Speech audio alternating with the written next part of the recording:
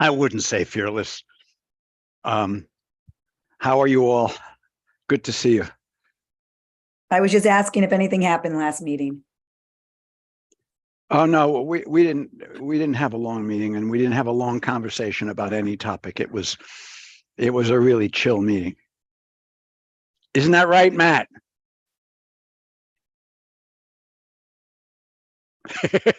Thank you. Janine, are we good with quorum? I think we're good with quorum, but are we waiting for anyone else? I'm trying to think. I know we have a few that won't be here tonight. Yeah, I don't know. I didn't get any emails from anybody, so I'm not sure if people are showing up. But I'm gonna start. Yeah, I know Carl can't be here and Jennifer can't be here. Those are the only two I know. I know Katie Savage is coming. Why is Jordan Feiner making love to Aaron Judge? That's a good question. Shall we put it on the agenda?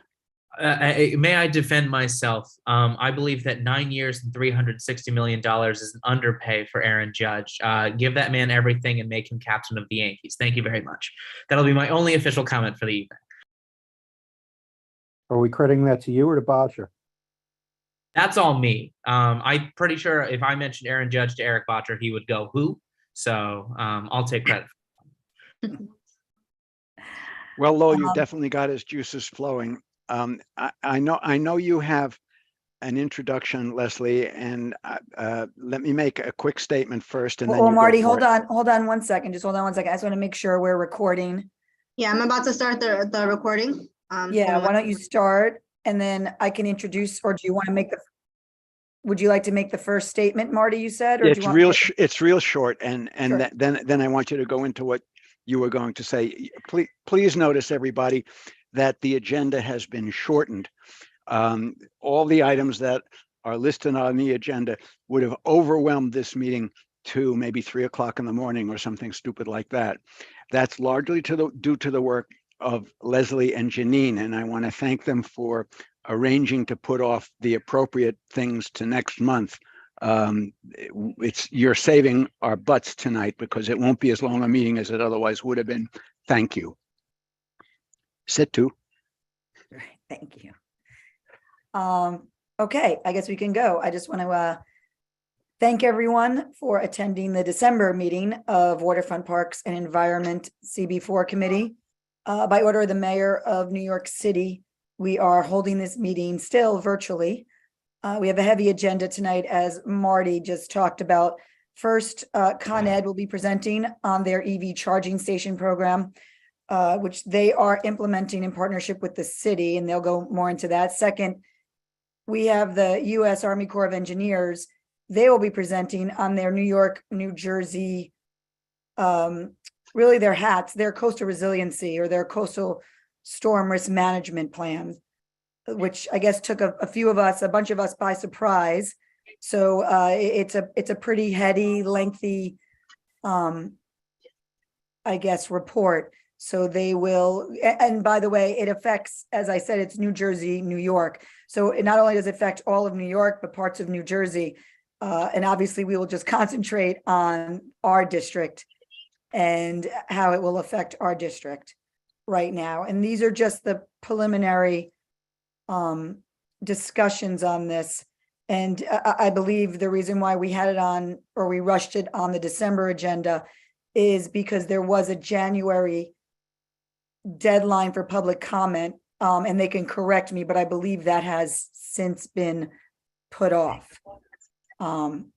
So at least they'll give us some time to discuss that. But I just want to quickly speak first, before we get into our agenda, on our last agenda item before new business anyway.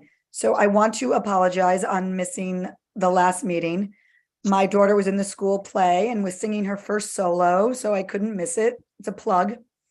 Plug for what I don't know, maybe proud mom, but so I apologize though for missing it. I realize, as we alluded to, there was a robust and lengthy discussion on the Penn South dog run by actually both public and committee. So I just want everyone to know right off the bat, we have worked very hard at gathering all the public comments. Janine can attest to this, and Jesse as well. Every email is being noted. Every voicemail is being noted. We know a lot of people spoke at the WPE meeting last month. We are happy that they're also coming to speak about it at our full board meetings in the public sessions for a couple of months. So we thoroughly understand all the issues at play here. And I want to stress this, though, to all the public speakers, we hear you. And we understand the issue. But I think for this committee, or for many of us, it's not necessarily how many are for, how many are against, and we're tallying up the votes. This is that we understand this is about a situation that is seriously adversely affecting some district residents, in this case, Penn South residents, while at the same time has become a wonderful amenity for dog owners in the area. So we're trying to figure out how to balance those two. With that understanding, we will not be taking public comment on this tonight. This is just, the agenda item is just for committee discussion. Again, I can assure everyone, we understand the issues at play here. And not only have we talked about it during committee, not only have we talked about it or heard about it at full board, but offline, we are gathering all the comments and talking about it with each other. So I just want to put everyone at ease there, and that will be a committee discussion. So I hope everyone understands. And with that, Marty, do you want to add anything to that?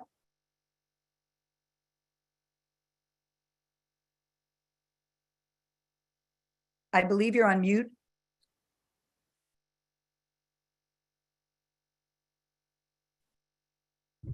I believe that too. Not only are we gathering comments, but we are looking at gathering information about dog parks in the area.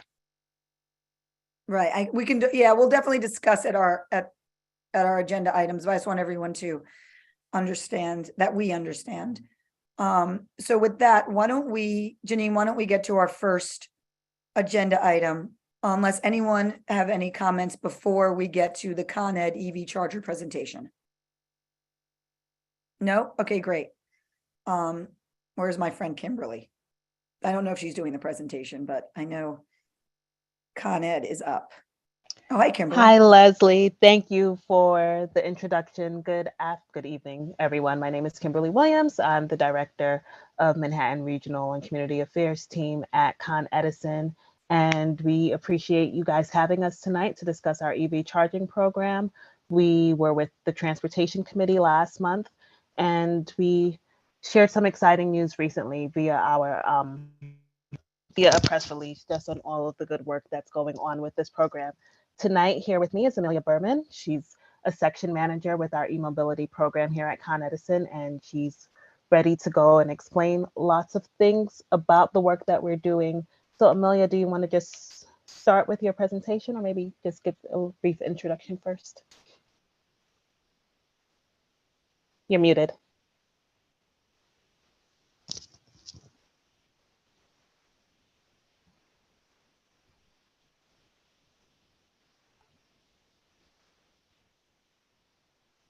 It looks like you're not muted, but we can't hear you. So I don't know if that's a connectivity issue, Amelia.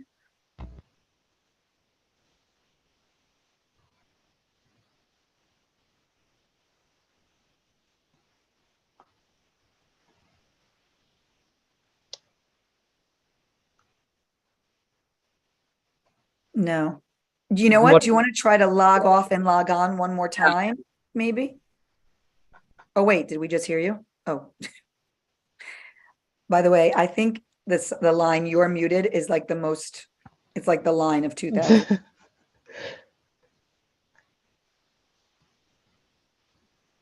So we also want to thank you while she's logging on, Kimberly. We want to thank you because we know you presented the same, we think the same presentation at our Transportation Committee meeting last month. So we appreciate you doing the dual work of both committees. No, we get it. Same topic, but very different concerns around the world of EV charging. Just so our committee understands, and just to be a time filler, is that we will be doing a joint letter with Transportation, which will be great because then we can hit a lot of things with one letter. Got it.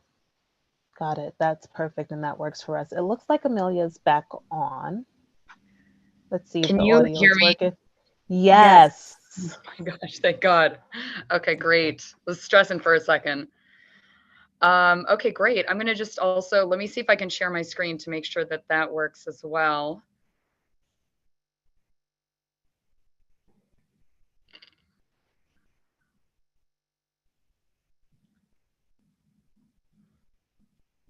Can you all see my screen? Yes, thank you. Okay, perfect. Apologies for the technical difficulties, everybody. My name's Amelia Berman, and I'm the section manager for e-mobility outreach for Con Edison. And I'm just going to share a little bit about what Con Edison has been working on in the EV space. I will definitely touch on the DOT project, but also going to kind of share everything that we're doing because we're doing a bunch of really great stuff in the electric vehicle charger space.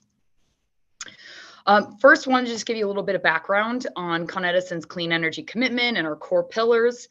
In 2021, Con Edison expanded its clean energy commitment, pledging to deliver 100% clean power by 2040, and also reimagine our gas delivery system in efforts to decarbonize towards a net zero future. So amongst our initiatives, we're empowering our customers through support for solar energy, battery storage, and other clean energy technologies, which will be backed by the near complete rollout of smart meters across our customer base. And from our own carbon footprint perspective, we've also reduced our own greenhouse gases by more than half since 2005, and also established a net zero target for scope 1 emissions. Those are the ones that are going to come from our own facilities by 2040. So all this great stuff is happening, and where do electric vehicles fit in? Well, since the transportation sector accounts for nearly 50% of all carbon emissions in New York State and 30% in New York City, it's really essential that we focus our efforts on transportation electrification. So everything that we're doing in the electric vehicles group here at Con Edison is to meet the state goals, the CLCPA, that lower greenhouse gas emissions. And you can see here what we're working towards today is 85% greenhouse gas reduction by 2050 and 40% by 2030.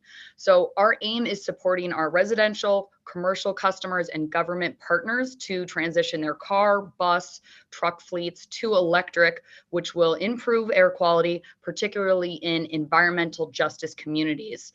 And we're also collaborating with interested stakeholders, including local municipalities and the real estate community, to identify key changes needed to foster a more electrification-ready environment to ensure infrastructure investments, planning, land use, building codes, and other policies are in place to ensure a seamless energy transition. So all of our initiatives and programs are aligned with the state goals in mind.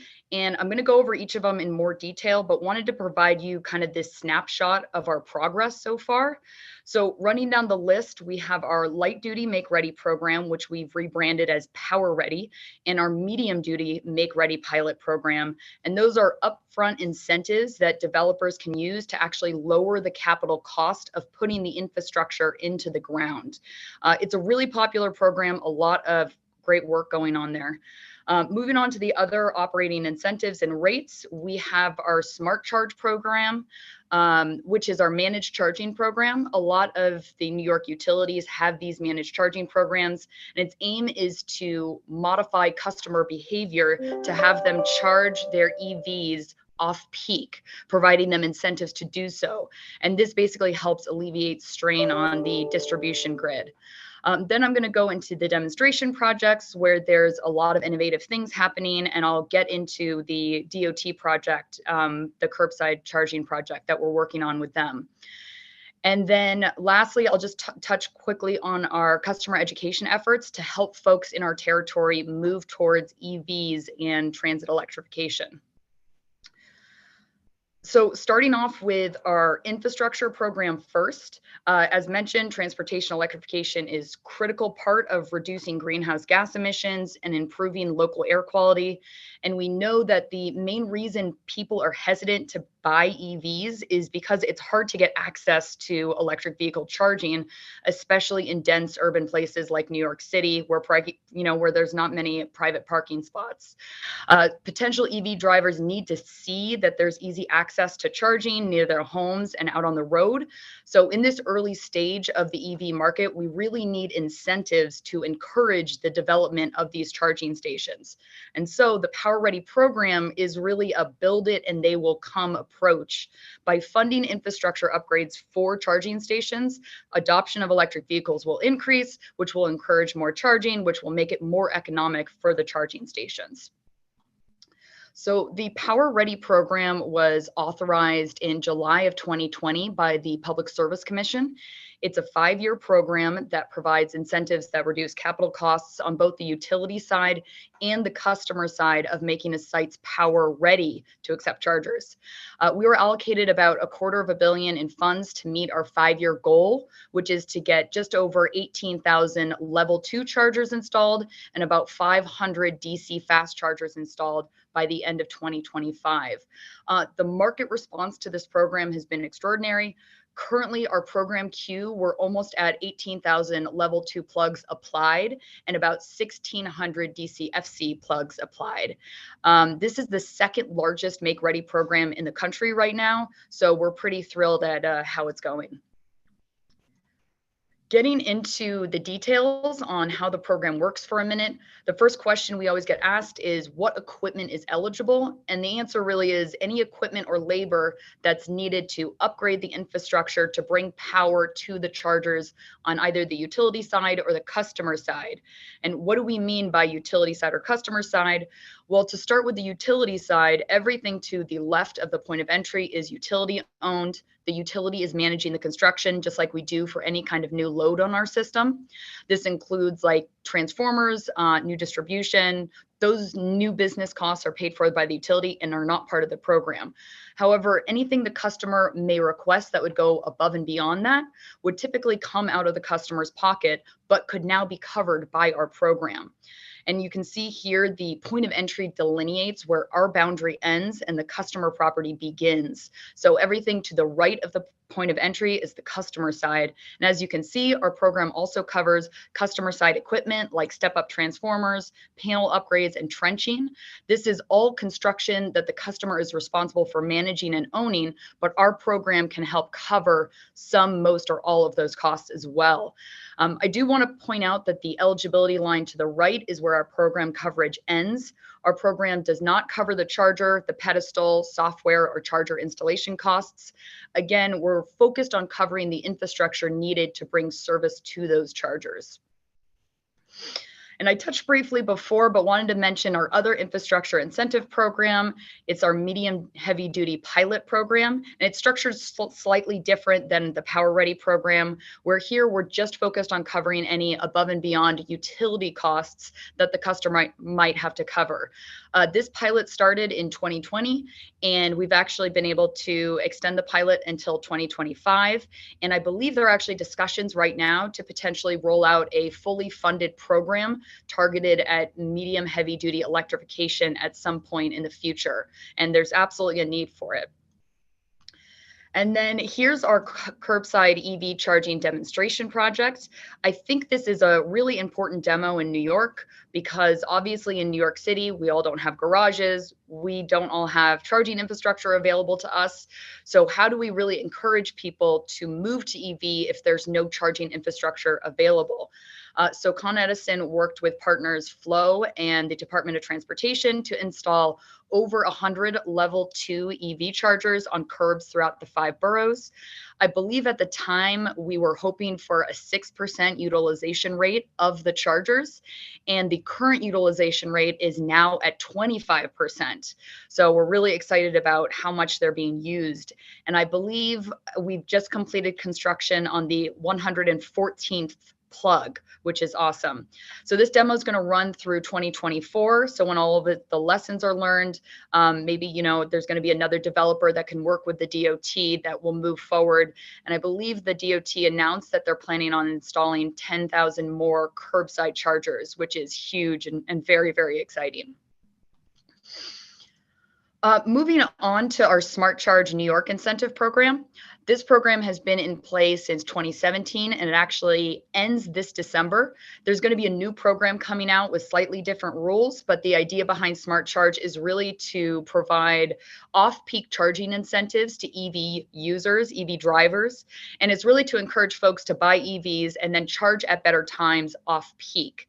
Off-peak charging really helps us reduce grid congestion and also helps us plan for load increases in different areas. In terms of benefits for customers, there's a variety of ways to earn rewards in this program, and it's been very successful. So looking out to next year, the new program, there was an order put out by the PSC just about a month ago regarding the new program. And starting in 2023, we'll also potentially be able to assist commercial vehicles like medium duty and heavy duty vehicles. So currently we're looking at how the technology has evolved since the program inception and really look into leveraging telematics and APIs in different ways to encourage our customers and make sure that we're getting the right data to do so. And then moving on to customer education, I'm just going to quickly touch on fleet assessment services. This came to us in a 2020 filing where the PSC put out an order where the utilities will provide assistance to fleet operators to electrify through site analysis as well as rate analysis. So we wanted to be helpful in terms of educating and making our customers aware of some of the existing incentive programs that we have, but also leveraging the existing business processes and making it as seamless or as easy as possible to get folks on their way. So the site assessment is outside of our regular energy services process, but eventually pushing them into one of those workflows that exist and helping them understand their rates a little better. I'm not sure if you've spent too much time with tariffs, but you know they're very lengthy. So we've created an educational tool that helps folks navigate their way to determine what the best rate is going to be for them going forward. And folks can basically log on to charging.coned.com, enter their desired number of chargers that they want to install, the rough utilization profile, and the tool will pop out an estimate on what rates would best fit their situation. You can also compare the rates, get a rough idea of what your monthly electric bill would be, and how the utilization rate will impact your bill. I should mention this is just a tool for guidance as part of your deployment planning process, and the electric bill may look different. And that's actually it for me. Overall, we got a lot of great things going on in EV, and we're continuing to push the acceleration of EV adoption in New York City. Great, thank you so much. We really appreciate this. This is a topic that our committee has discussed and talked about before in other avenues. But does anyone, I mean, I have a ton of questions and I'm sure our committee has questions. So I am going to go to committee. For Janine, do you mind if we can get off? I don't know if you have control, if we can go. Yeah, thank you. But I'll go to committee first. Matt. Thank you so much for the presentation. I have a couple questions. I was curious sort of what the maintenance looks like when one of these is installed on the curb, sort of who's responsible for the upkeep of the station itself. So DOT owns the charging units on the actual curb. They own that, so they're in charge of that. We just helped provide service to the chargers. Got it. So if they malfunction or if there's an issue, DOT is the one that would respond to any issues with the power station? Correct, unless it was a power issue. Got it. And then just one other question. So this board for many years has been looking into making sure that some of our EMS and FDNY facilities have this new equipment to be more environmentally friendly, making sure they have charging equipment. I'm curious if there's any discussion with FDNY on how to utilize these power stations for their fleet of vehicles. In particular, there's a temporary EMS station on 23rd Street, and there's been a long-standing ask to make sure that we try to get some of these power stations at that location. But also in the new EMS station, when it's built, making sure that this sort of technology is there. So I'm just wondering, are conversations happening with FDNY about how to sort of make sure that their vehicles can tap into this? I'm not part of those conversations, but what I can do is I can follow up with the team and get back to you on that. Great. That's all I got. Thank you. Thanks, Matt. Brad? Yeah, hey guys. I got my first question is the locations that are being selected literally on the streets. Are they on avenues? Are they going to be on, side streets like brownstone streets? Are we going to just put these in like the commercial parking only during the day zones? So, a car can charge there or not? And then how do you pay for that on the ones on the street? You put a credit card in? Like, how does that work? And obviously, what's the tax? Because obviously we tax the gas. All that money's going to go away. But then they're going to put another tax on top of this. I don't understand that process. I've asked this before. What is that calculation?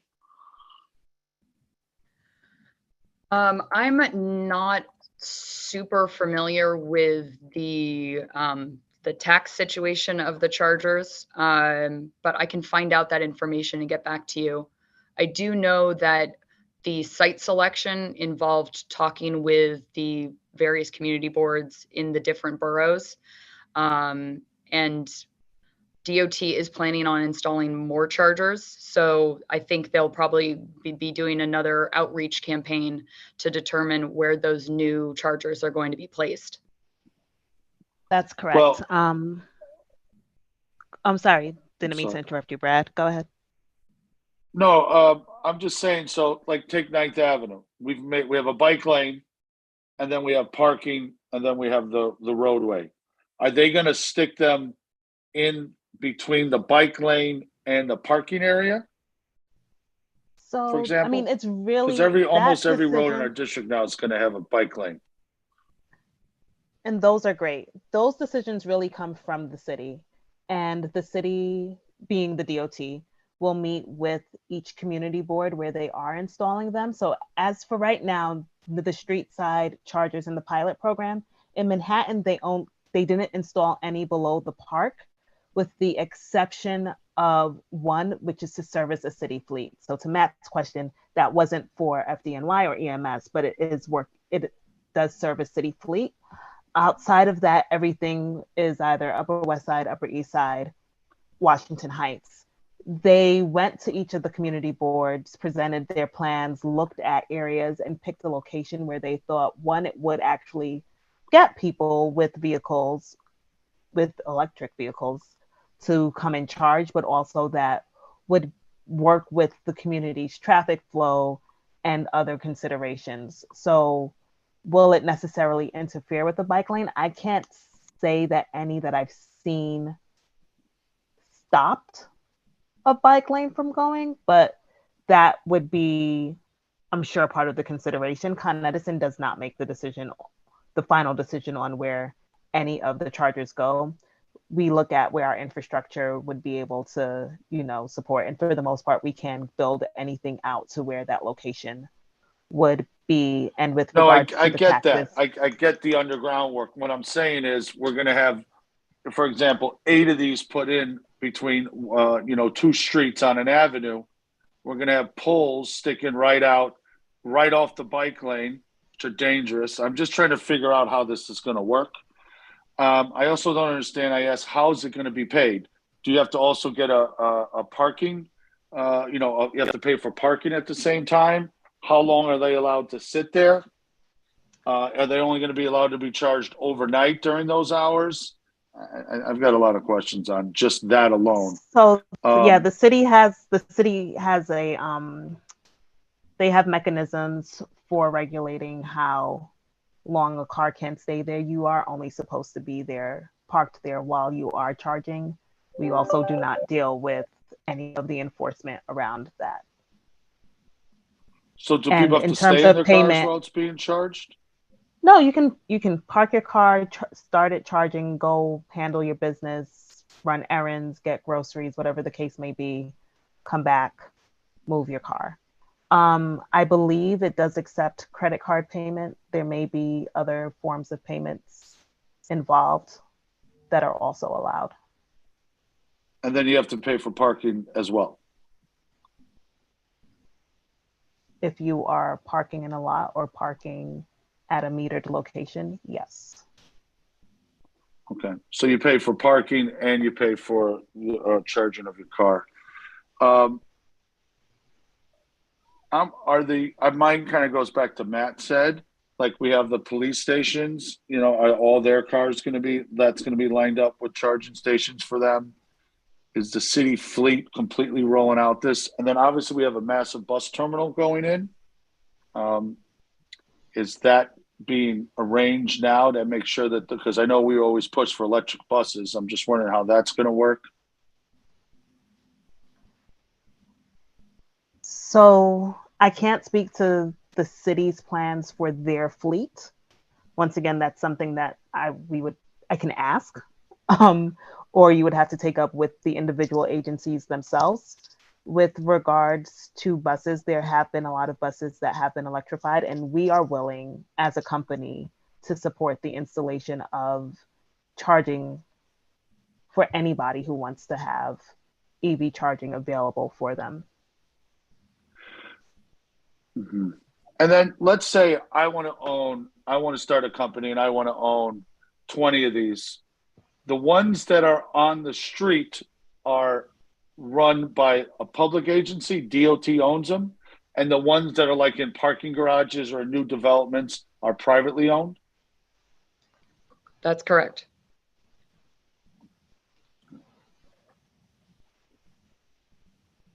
You could, Brad, I'm sorry, go ahead. Sorry, go ahead. No, I was just going to say to the board is for discussion later. I'm really concerned. Obviously we need it, but I'm really concerned the way this technology is working now and what's going to change in the future. I know they're looking at you drive up with a plate that it's underneath the car, and it's much better than having this whole arm tree coming out. So I'm wondering where that technology is at and how easy it will for them to be able to switch it.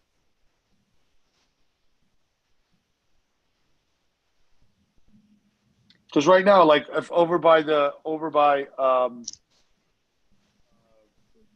the east side, you've got big ones that come out, have a big arm that goes over, and the bus drives underneath.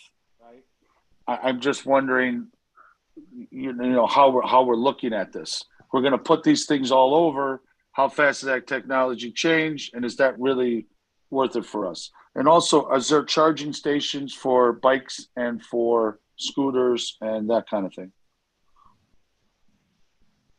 So I'm a little bit lost with the imagery of what you're describing as the charging and what the flow chargers look like on the street. They have basically like a hose attachment that comes out that you would put into the gas tank. Right, but that's right on a curb situation. But in our district, we don't have the curb situation anymore. We have a bike lane, then we have the parking, we have a safety lane, and then we have the parking. So these trees, I'm calling them the charging station, the trees are going to be in between that.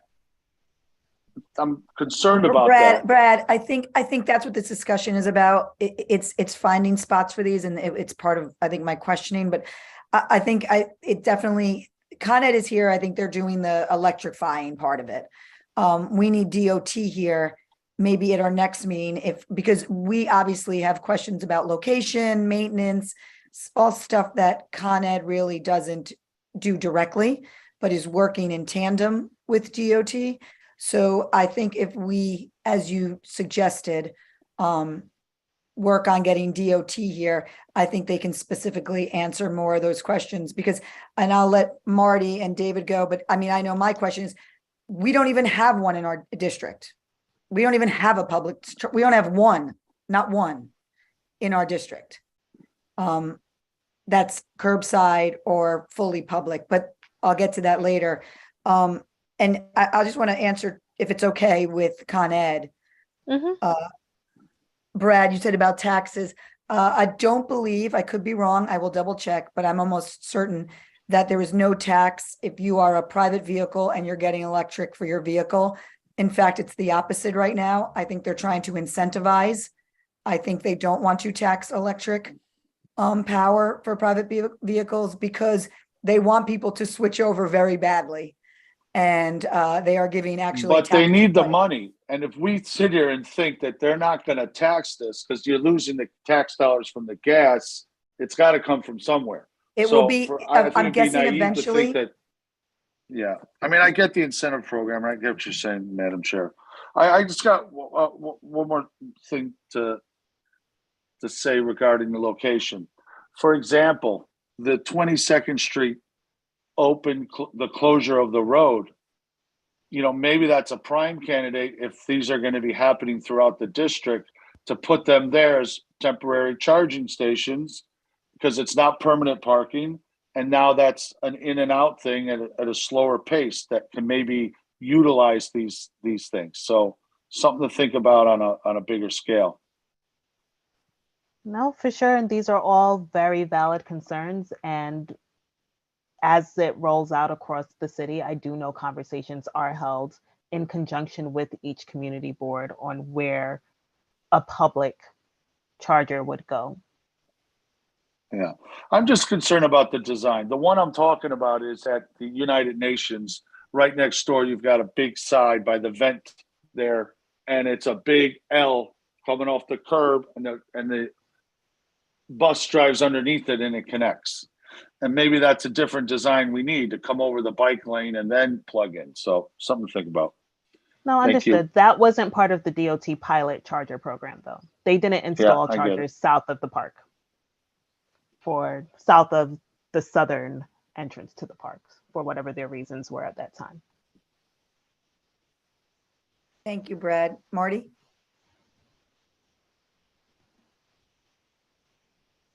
I totally love Brad's questioning because it gives an idea of the complexity of rolling out a new infrastructure and all the questions that will be associated with it. Thank you, Brad.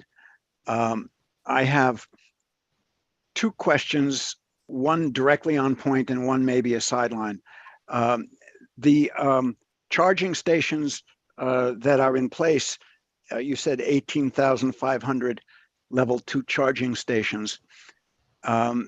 They take several hours, as I understand the technology, to charge a car.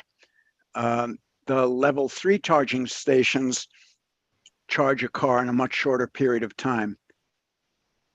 The question I have is why was the choice for level 2 made as opposed to putting level 3 around to get cars in and out of these parking places quicker? So just to clarify, we've had 18,000 apply to the program. So far, about 1,000 have been installed. So 1,000 level 2s. I misunderstood that slide. Yeah, sorry. I'm sorry to be confusing, but we have about 18,000 that have applied to the program. It takes roughly 9 months to install a level 2 and about, more than that for a DC fast charger, because we're talking about the difference between maybe 7 kW versus 150 kW. That's so about your infrastructure, right? About Con Ed's infrastructure. No, that's generally like for the developers to like identify a site, pitch it to a customer, and then go through the DOB permitting process, work with us, apply to the program. I'm talking about end to end, roughly 9 months, not us having to upgrade our infrastructure. But you're talking about DOT is the installer of these street chargers. That's for the curbside pilot project. The 18,000 is in reference to the infrastructure incentive program that we've rolled out called Power Ready. So that is for level 2 and DC fast chargers for like either private or public use, but those are all developer or customer owned, not DOT owned. So I'm really asking about the DOT street chargers. Gotcha. Sorry. That is currently there are about 114 of the DOT curbside chargers installed. Level 2. Level 2. And why was that choice made as opposed to level 3? Because I'm that would get the car out of the parking place much faster. Let the next one come in.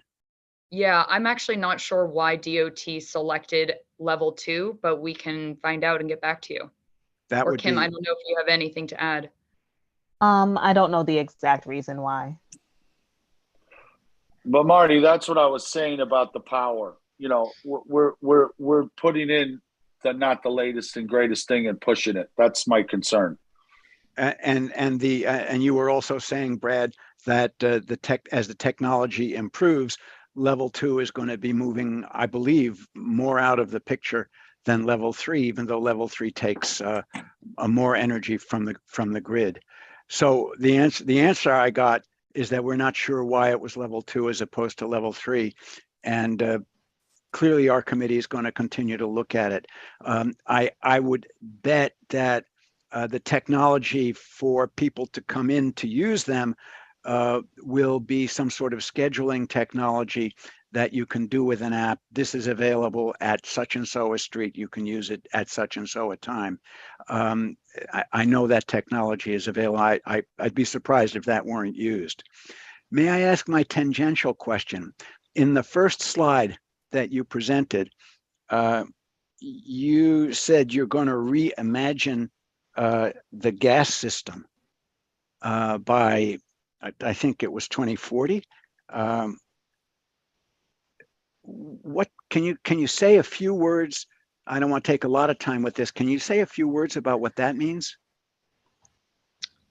Yeah, and Kim, you can hop in here as well if you want to. I think we're looking for additional solutions, like non-pipeline solutions that will, reduce necessarily areas where we don't necessarily are able to provide gas that's needed. We're also moving a lot closer towards electrification, as the Public Service Commission has set that as a priority for the state.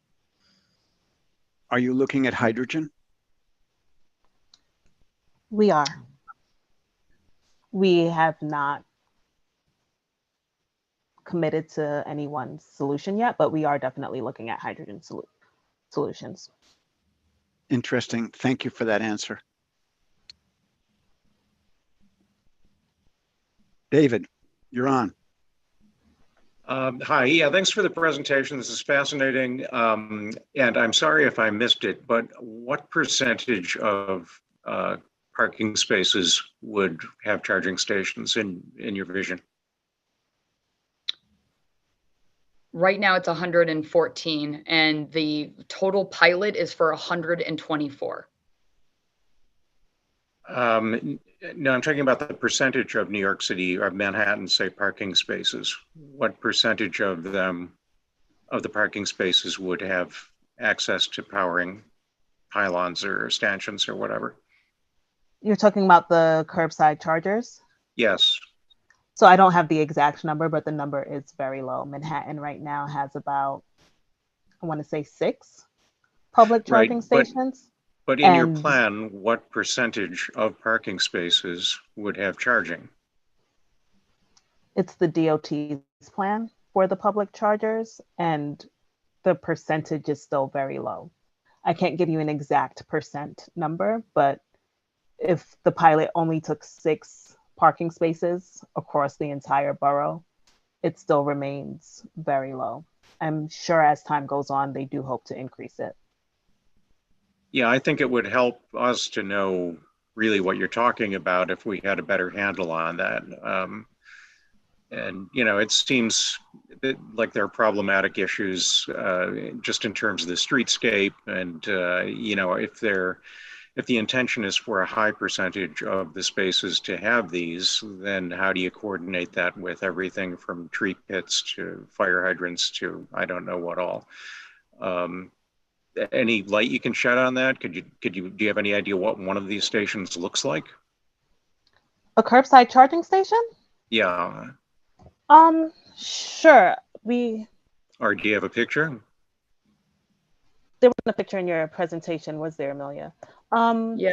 I can definitely get one to you. There's also, they exist. Like I have ones on my like phone, just I snap them when I walk past them. But if you give me a few minutes, I can definitely pull one up.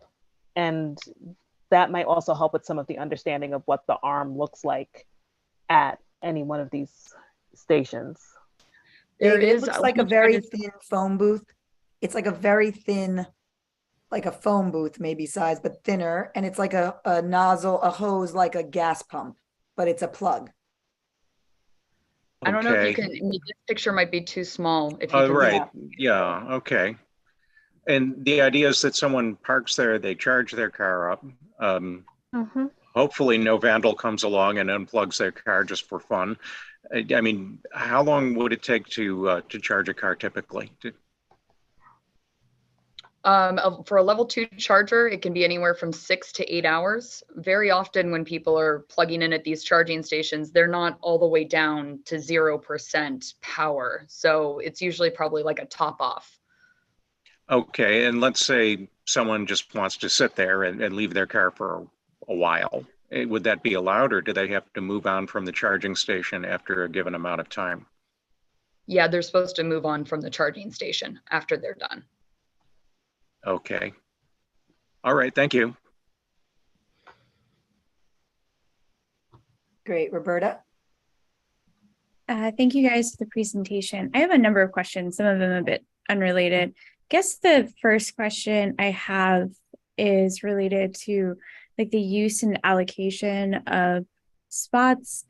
If people are like looking for or seeking out spots, is there a way for them to figure out where they're located and if they're available? And then it appears there's like nothing to stop. Like street parking is scarce and people get rather competitive about it. There's nothing to like stop anyone from just whether or not they have an electric vehicle from just like taking a spot, which is totally, fair game, free street parking, whatever. But I was kind of curious about like how these spots get efficiently allocated so that these chargers are actually used in practice. When you say allocated, do you mean like how the spots are identified? How they get filled up by cars. So like these exist on the use of the Upper East and Upper West Sides. When someone wants to use one, how does that happen? And how do you make sure that they actually get used? If it's regular street parking, theoretically, maybe someone who doesn't have an EV parks there, or I don't have an EV, but in the theoretical example, I have an EV. I want to figure out where to charge it. Can I go on my phone and look at like all of the open pilot spots and see, what might be available? Is that possible? Or is that not something that would ever be an option on the table? I don't know that I would say never as an option. I do not believe it's an option now. So there is no app that you can go on and say, is somebody currently using this charger? There are websites where you can check for general EV charging infrastructure across an area. So you can see like, where is there an EV charging station near me? And it will include the curbside chargers as well as chargers that may be otherwise accessible. So shocks, I'm a Brooklyn native, I'm a Brooklyn resident, but in my neighborhood, for example, I can go to the Brooklyn Museum's parking lot and charge my car. And if I go onto the websites or the apps, I will see that that's a place where there are chargers available for public use, even though they are not part of the pilot charger program. I can also see that there's a pilot charger at Downstate Hospital, which would also be available, but I am taking the chance that I can go to either space and there will not be a charger available to me. It's not quite at city bike level yet, right? So I hope that answers that part of your question. The other question was question. I apologize. Pardon? Sorry, I interrupted you. I apologize.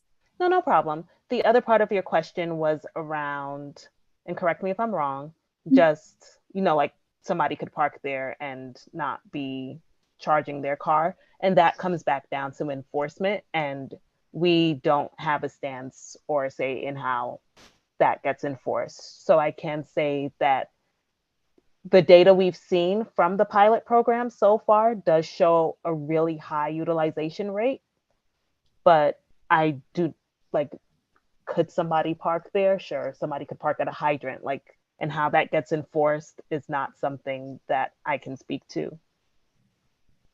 I appreciate that. But the high utilization data, I don't know if you have like what, like in terms of percent time a day that these chargers are being utilized, but what you're suggesting is that there is not an issue with like misallocation or underutilization of these pilot sites. They're actually well utilized and they're providing power to EVs. Do you have that percent or that amount of utilization that you've seen in the pilot sites? Yeah, average across the board, we were hoping for 6%. Average, meaning across the entire, all of the charging stations, it's 25%. So way above what we were expecting. Does that mean 25% of all theoretical available like seconds that a charger can be utilized, it is being utilized across all chargers in the pilot? What does that mean? Yes, that's correct. Okay, interesting. No, and like, what is that? I apologize for keep asking so many questions, but like, does that compare to other places in the country? Is there a baseline? What is good and what is bad? Because I hear 25%. I'm like, that doesn't sound like the majority of the time, but I also don't know what I should be comparing this to.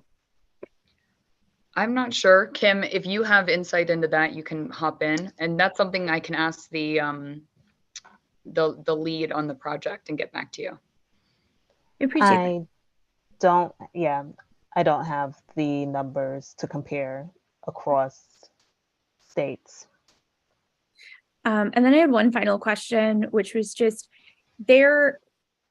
this is a pilot program. There are chargers installed. How easy are they to remove, move, or modify? I ask this because it is a pilot program, and I imagine there might be a desire to either move them or adjust them in order to reduce conflicts with transportation infrastructure, as well as other potential infrastructure. And I'm wondering, how easy is it to do that? It's feasible. Like, person on the street wouldn't be able to do it, man on the street. So it's not like it's subject to that kind of vandalism. But if it's something that, you know, Con Edison needed to do after consultation with the DOT, we could have it done. Okay. Thank you for answering all my questions. I really appreciate it. No worries. Thanks, Roberta. Candace? Hi there, guys. Thank you for your presentation. I actually watched it in the transportation one as well, and I was like, yes, I'm glad they're coming to us. I did have a couple questions about how many people are actually for garages. How many people applied for those permits and gave out? You said there was 114, so there's still 10 left. And my second So sorry. No. Go ahead with your second question. My second question was, it had to run off on Brad's, something about the bus terminal. I wanted to see how far we were in that process, because if it's 9 months, want to make sure we're making sure Con Ed is part of that program and that they're there. Because I feel like if what is needed in our area is for the bus terminals to be electric vehicles, those are where the cars are actually going in our area, are in those garages. So I'm just trying to figure out how many people are actually applying for where their cars are just going to be sitting there, because out in the middle of the street, it's not feasible. It's not a good idea for our streets, for our neighborhoods. So that's it. So in terms of your first question, 114 out of 124 are done and installed, and we're just finishing up the installation of the last 10. So those sites those sites had been selected long ago by DOT, and we're just currently finishing up the installation of that. I'm not sure about the bus terminal. question. And Kim, I don't know if you know that, but that's also something I can note and we can get back to you on. So this is in reference to the Port Authority terminal expansion. Is that correct? Candace? Yes. Yeah, so I'm not aware of any development there. The developers would have reached out to Con Edison and we would have said, sure, like we'll look into this, we'll have it developed, but I can find out if that's one of the items being considered and if we're moving forward with that. That's not a problem. All right. One last question. I know you said on from the customer side, the 9-month that it usually takes, and that was with the building permits and everything. But how long does the actual installation? Like how much of a mess is there going to be? A street closure? If you're putting these in, how much of should we expect the construction for just having this being built up be? You're talking about for the curbside pilot? Yes.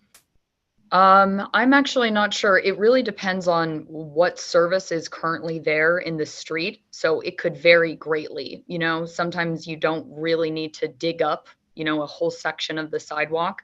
There's maybe already some kind of pedestal there that you could utilize or a pole that you could utilize. And in some cases, you will need to maybe do some trenching and some wiring. So that could take, you know, longer than normal. So I would say it really just depends on the complexity of the environment or of the site. On the average that you've already put up, what is the actual construction part of it? I'm not sure. I can find out and get back to you though. Okay, in Manhattan, they were relatively quick, I can say. Like, and I can speak to in terms of the actual trenching and installation. I can look to see what our times were on the Upper West Side and in Washington Heights and also provide that to the team. But I do know, like, we did for the pilot program, because there were so few in number and it was different work than people would have seen. We did send out notification in advance of those projects, let the communities know, and they were not overly intrusive. I field several complaints. My teams field several complaints daily about construction work and infrastructure work all throughout New York City, and I did not get one on any of these projects in terms of either noise, length, or anything around them, and they've been going. So, I mean, getting to, and I know there was a question, I think it was David's question earlier about the percentage. I was able to see that, you know, the estimate of what people believe will be needed. Still not saying that this is what's going to happen, but they do think that over the next decade across all 5 boroughs, we will need approximately 40,000 public curbside chargers. That may differ a little bit in terms of, you know, how much notification gets sent out for each site, but I'd almost consider it like similar to, and you may not see these happening as frequently, but like a new light pole installation going in. Like, it happens, it takes some time. If you live right there, you will see it and you will be impacted by the work, but it won't be a long-term ongoing project.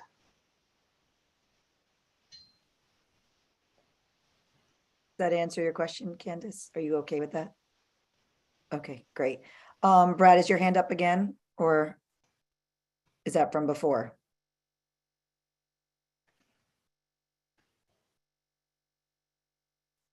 Brad, yeah, I just think there's so many open questions here, guys, and I'm glad we're calling it a pilot program. You know, I don't know why. It's like putting in an old Apple charger and when you got a new Lightning charger. It doesn't make any sense. And then all the DOT rules that we're going to need, if you leave your vehicle, you know, I'm going to park right in the EV spot. Now, are those tickets going to be, you know, it's just, there's so much that's really got to be worked through. So, well, Brad, I think we can get DOT here And Yeah. I think Well, as far I as, think we have a great transportation community. I'm sure every question I ask, they're on top of, but yes. Well, we have a joint meeting with them. yes, they'll be regarding part of it this. as well. So if anyone, I Thank mean, you I so can cut much. it. I can cut this. So I have a few questions, but if anyone else has it, they can maybe follow up, but I think we can wrap it up after that. Is that okay? I have a Um, summary of things that they're coming back to us for. But go ahead, ask your questions. Sure. Okay. So, I understand, just so you guys know, that a lot of these are going to be DOT questions. The reason why I just want to bring them up now is because it's for possibly a letter and possibly foundation for our DOT to come. Number one, what Brad is saying and others saying are correct. Level 2 chargers are already outdated. I can't even believe that we're putting in level 2 chargers in this pilot program. They take forever. It is crazy that we would, especially for curbside, that we would put a curbside level 2 charger for 7 hours when not only do we not want cars parked for hours there, but if they're going to be a charger, we want them in and out as quickly as possible. So the more cars, the more charge. I mean, the minimum of a level 3, and there's even new technology coming. I mean, level 3 is not even a half hour, or it could, depending. So I'm very disappointed. And again, like I said, this is maybe towards DOT because I know they contract with you what they want and you kind of deliver to them. But for level 2 chargers to be put all over our curbsides is, to me, probably a huge mistake. And I don't know if our committee agrees on that, but I think it should be a minimum. When I say minimum level 3, you're probably, what else is there? There's stuff coming down the pike that's even quicker than that. So I can't understand how a pilot program at level 2 is going to be a pilot program and passed for more level 2s years from now. It's just, I think it's going to be not even an issue. The second thing is, thank you for putting that in your slide, Amelia, about the charge anxiety. It is by far the number one reason why people do not buy electric vehicles. It's not because of cost. It's not because of anything else. It's because people get nervous that either they're going to go down on a charge, they're not going to be able to travel where they want to. Where is the charger? And unfortunately, in Manhattan, especially where we are on the west side, where there's so much traffic coming from Lincoln Tunnel, George Washington Bridge up north coming down, New Jersey, New York, we have no public chargers. We have 0 public chargers. So when you say that you guys, not you guys, DOT, and you went to community boards to decide where these were put, how do we get on that list? How do we, help you identify spots that we think will be good for our district?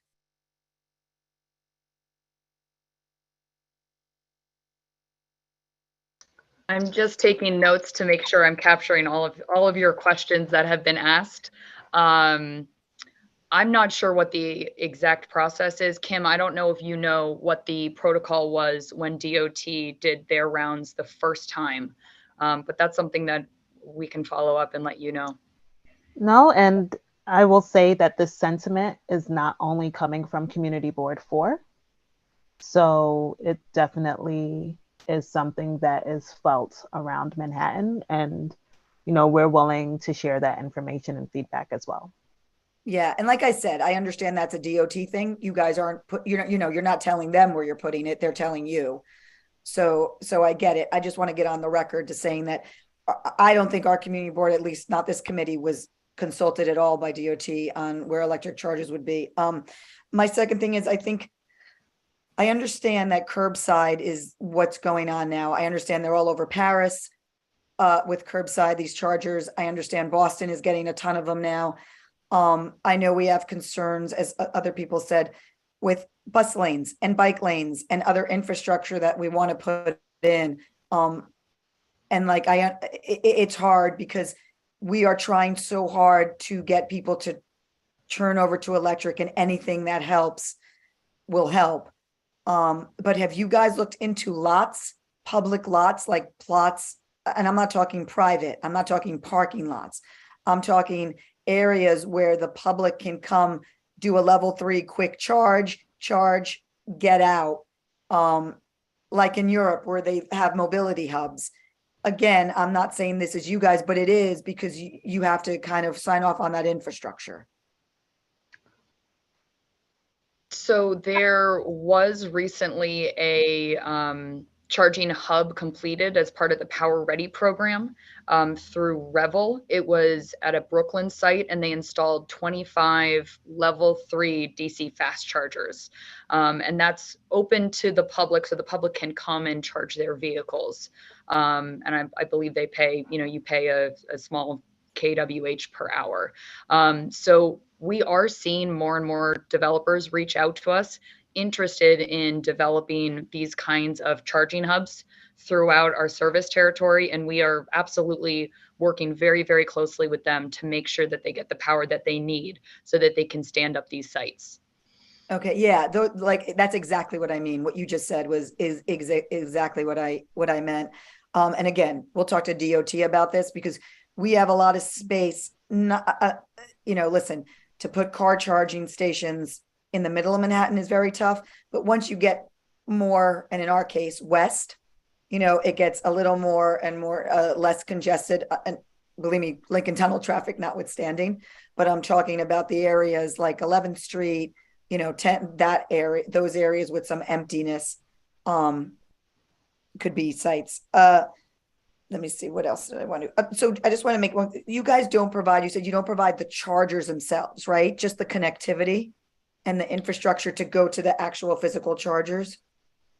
Yeah, so we don't provide the infrastructure, where we are basically giving incentives out for people to upgrade the infrastructure on the customer side. If it's the utility side, we're obviously providing that infrastructure. Okay. So you're not in the business of making the chargers, right? That's either like Tesla or ChargePoint or Suns, whatever it is, like the private companies that make those chargers. Yeah, in the Power Ready program, we're 100% technology neutral. So whatever developers or customers want to install, it's up to them. And I do want to touch upon real quick the fleets that some people have talked about.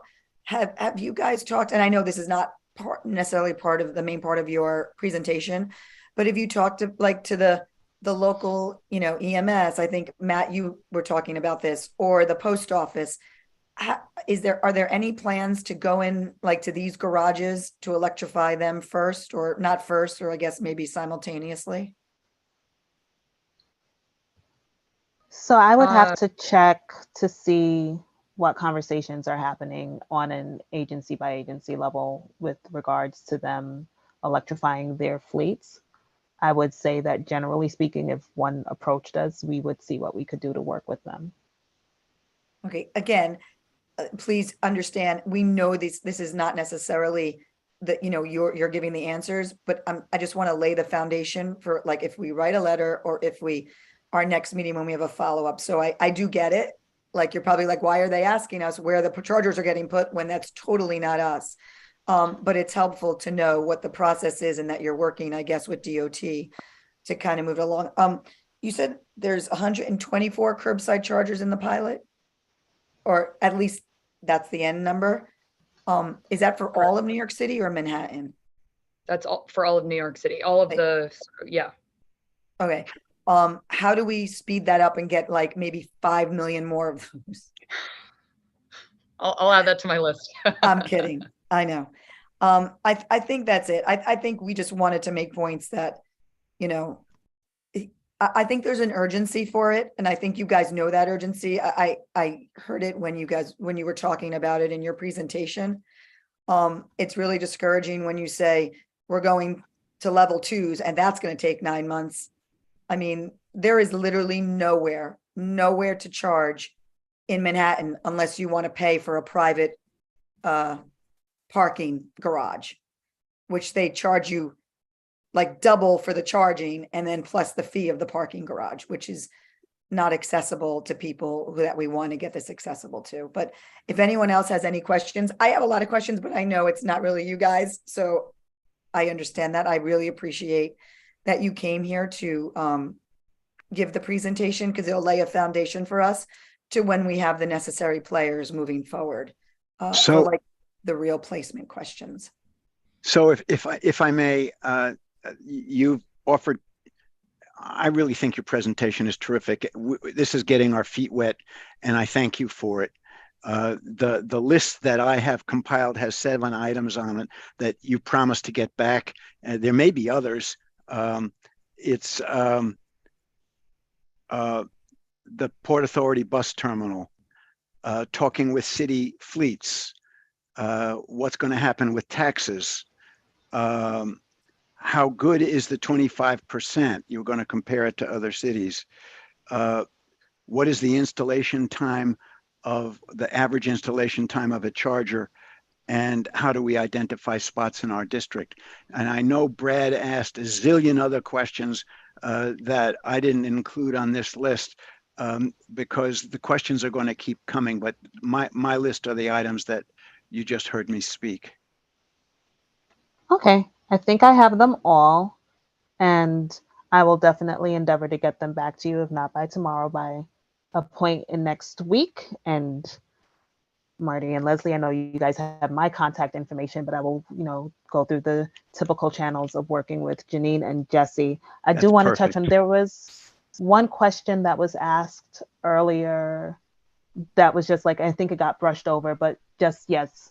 When I introduced Amelia, I introduced her as a section manager with our e-mobility team. We are looking at other forms of transportation as well. So while this presentation has been on electric vehicles, and that is where a lot of attention is right now, scooters, other things of that nature have been taken into consideration, and we're willing and working on making sure that we can, provide service to the charging apparatus for any of those things. So thank you guys for having us. Well, we're we'll not, get hold back on, to Kimberly, just one Oh, second. we're not I know done? you're very efficient. I just want the committee is done, but we do have, I just want to know, I'll ask Janine if there are members of the public that have their hands up.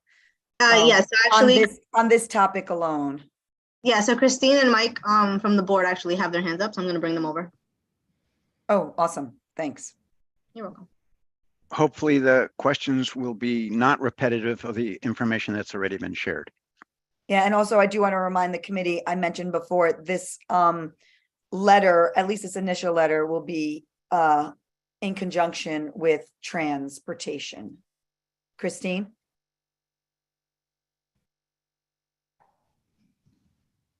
Christine, can you hear us?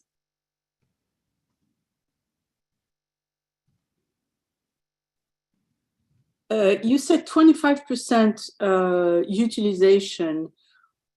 Is that on the 18,000 or on the 114?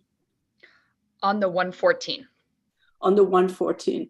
Okay, and by 25% utilization, you mean that it's used 25% of the time?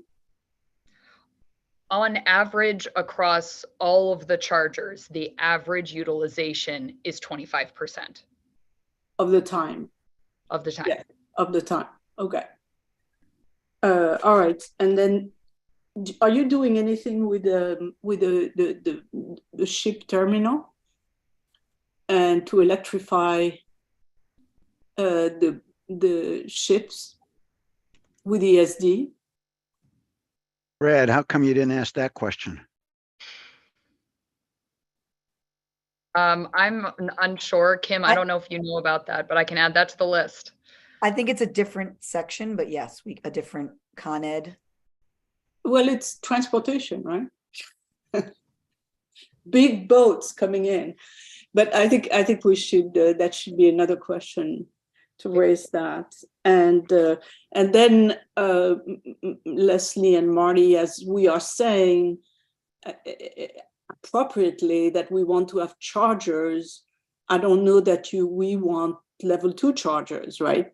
So we need to find mobility hubs or whatever they are doing so that we can have availability. Because Leslie said she wanted to have 5 million of them, and I got nervous. At least 5 million. At least 5 million, yes. That's it. Thank you so much. Thanks, Christine. Mike?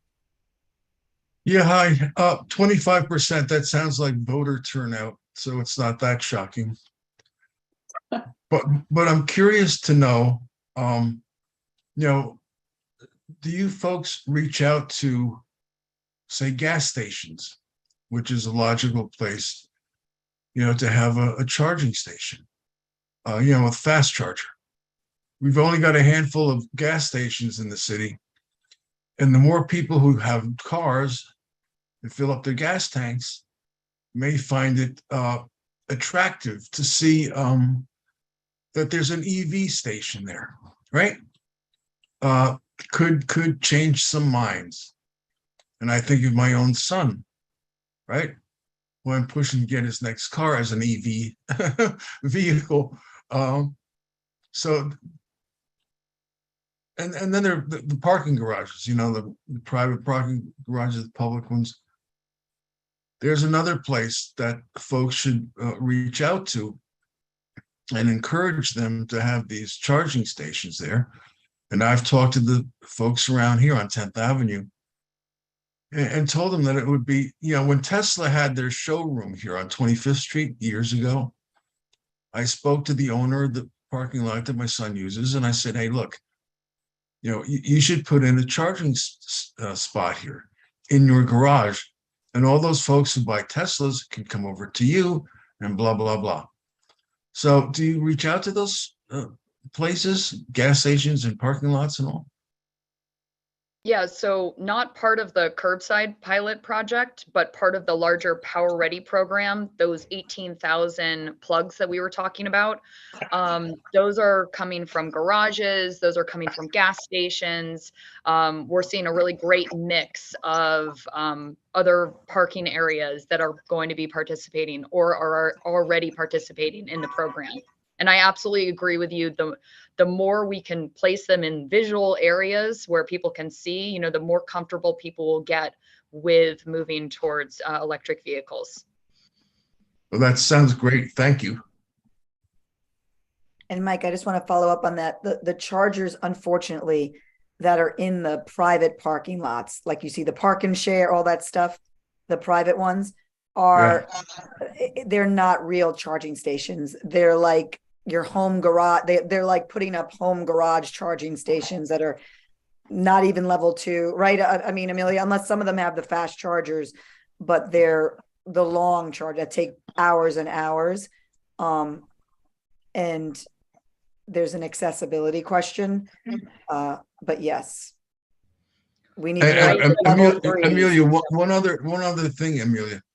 I'm wondering whether you guys have to pull more cable into these areas. You know, everywhere that, whether it's the pilot program or whatever else, do you have to pull more cable to provide the kilowatts that are necessary? Yeah, in some cases we do, and that's covered as part of the incentive program. That's that utility infrastructure piece that we cover as part of the program. Or it could just be part of our new business costs that we will cover, that, you know, doesn't relate to the program, but that's part of Con Edison's obligation to serve load. And to your point, Leslie, yes, there are much more level 2s out on the street right now in the garages than there are level 3s. We have been we've been excited to see a lot more interest picking up in level 3s, which is fantastic. And we are ready and prepared for when people apply for level 3s. So that's something that we are ready for. So would Con Ed suggest more level 3s? It's up to the customers or developers that apply. I will say for multifamily parking garages, they do tend to install more level 2s than level 3s because generally you're parking your car overnight, you're leaving your car plugged in, and you don't need to charge in 30 minutes. You could charge in 6 hours or 7 hours. So for multifamily, and then also some workplaces, you're going to drive, park at work and stay at work for 8 hours. So in those situations, we do see more level 2s being selected over level 3s because there's no need for a short duration charge. Shorter like stops like gas stations or retail or shopping malls, definitely seeing a lot more interest in level 3 at those short duration. I understand what you're saying about like the level 2s and the interest, but that is not applicable to our district, really.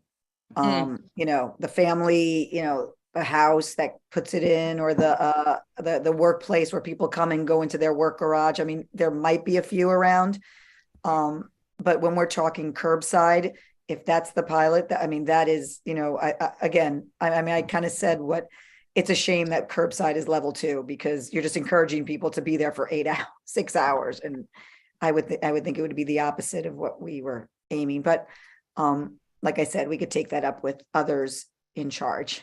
No, I understand your concern. Absolutely. So, okay. If anyone else has a question, we can, Marty had points that he mentioned. Transportation had points on their letter. I'm sure we can combine the points and come up with something that we are both happy with. When I say both committees are satisfied with. Does that sound good for everyone, or are we missing something that someone wants included? Good. I take that as a good thumbs up. Amelia, thank you so much. This is a really good presentation for us. And Kimberly, I know you're always awesome. Oh, thank you. Thank you for having us. Thank you so much for having us. Thank you for coming. Bye, guys. Take care. Great. We can go to our second agenda item, which is, if I think they're here, I see, yep, I see them. The U.S. Army Corps of Engineers. Hi, Bryce. Hello. Which came out, I don't know if anyone saw it, came out with you know what, it's funny, you wouldn't think coastal resiliency is electrifying, but some of the pictures and some of the, I guess, suggestions that came out were were interesting to us. So Bryce, if you can do your presentation. And as you know, like I said, this is a huge project, right? I mean, we're talking across states and across boroughs. I think ours is pretty much specific to the Hudson River, and the points that you guys are kind of touching upon our district. But you take it away.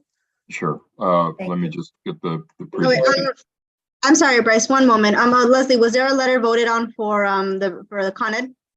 Are we voting on it? Oh, I'm sorry, because we're doing it with trans. So should we? The joint letter. Should we vote on the joint letter? Yes. Okay, I'm sorry about that. That's an order of procedure, my fault. So can we see a show of hands that agree with what we talked about on all right to kind of combine with transportation on a letter on EV chargers?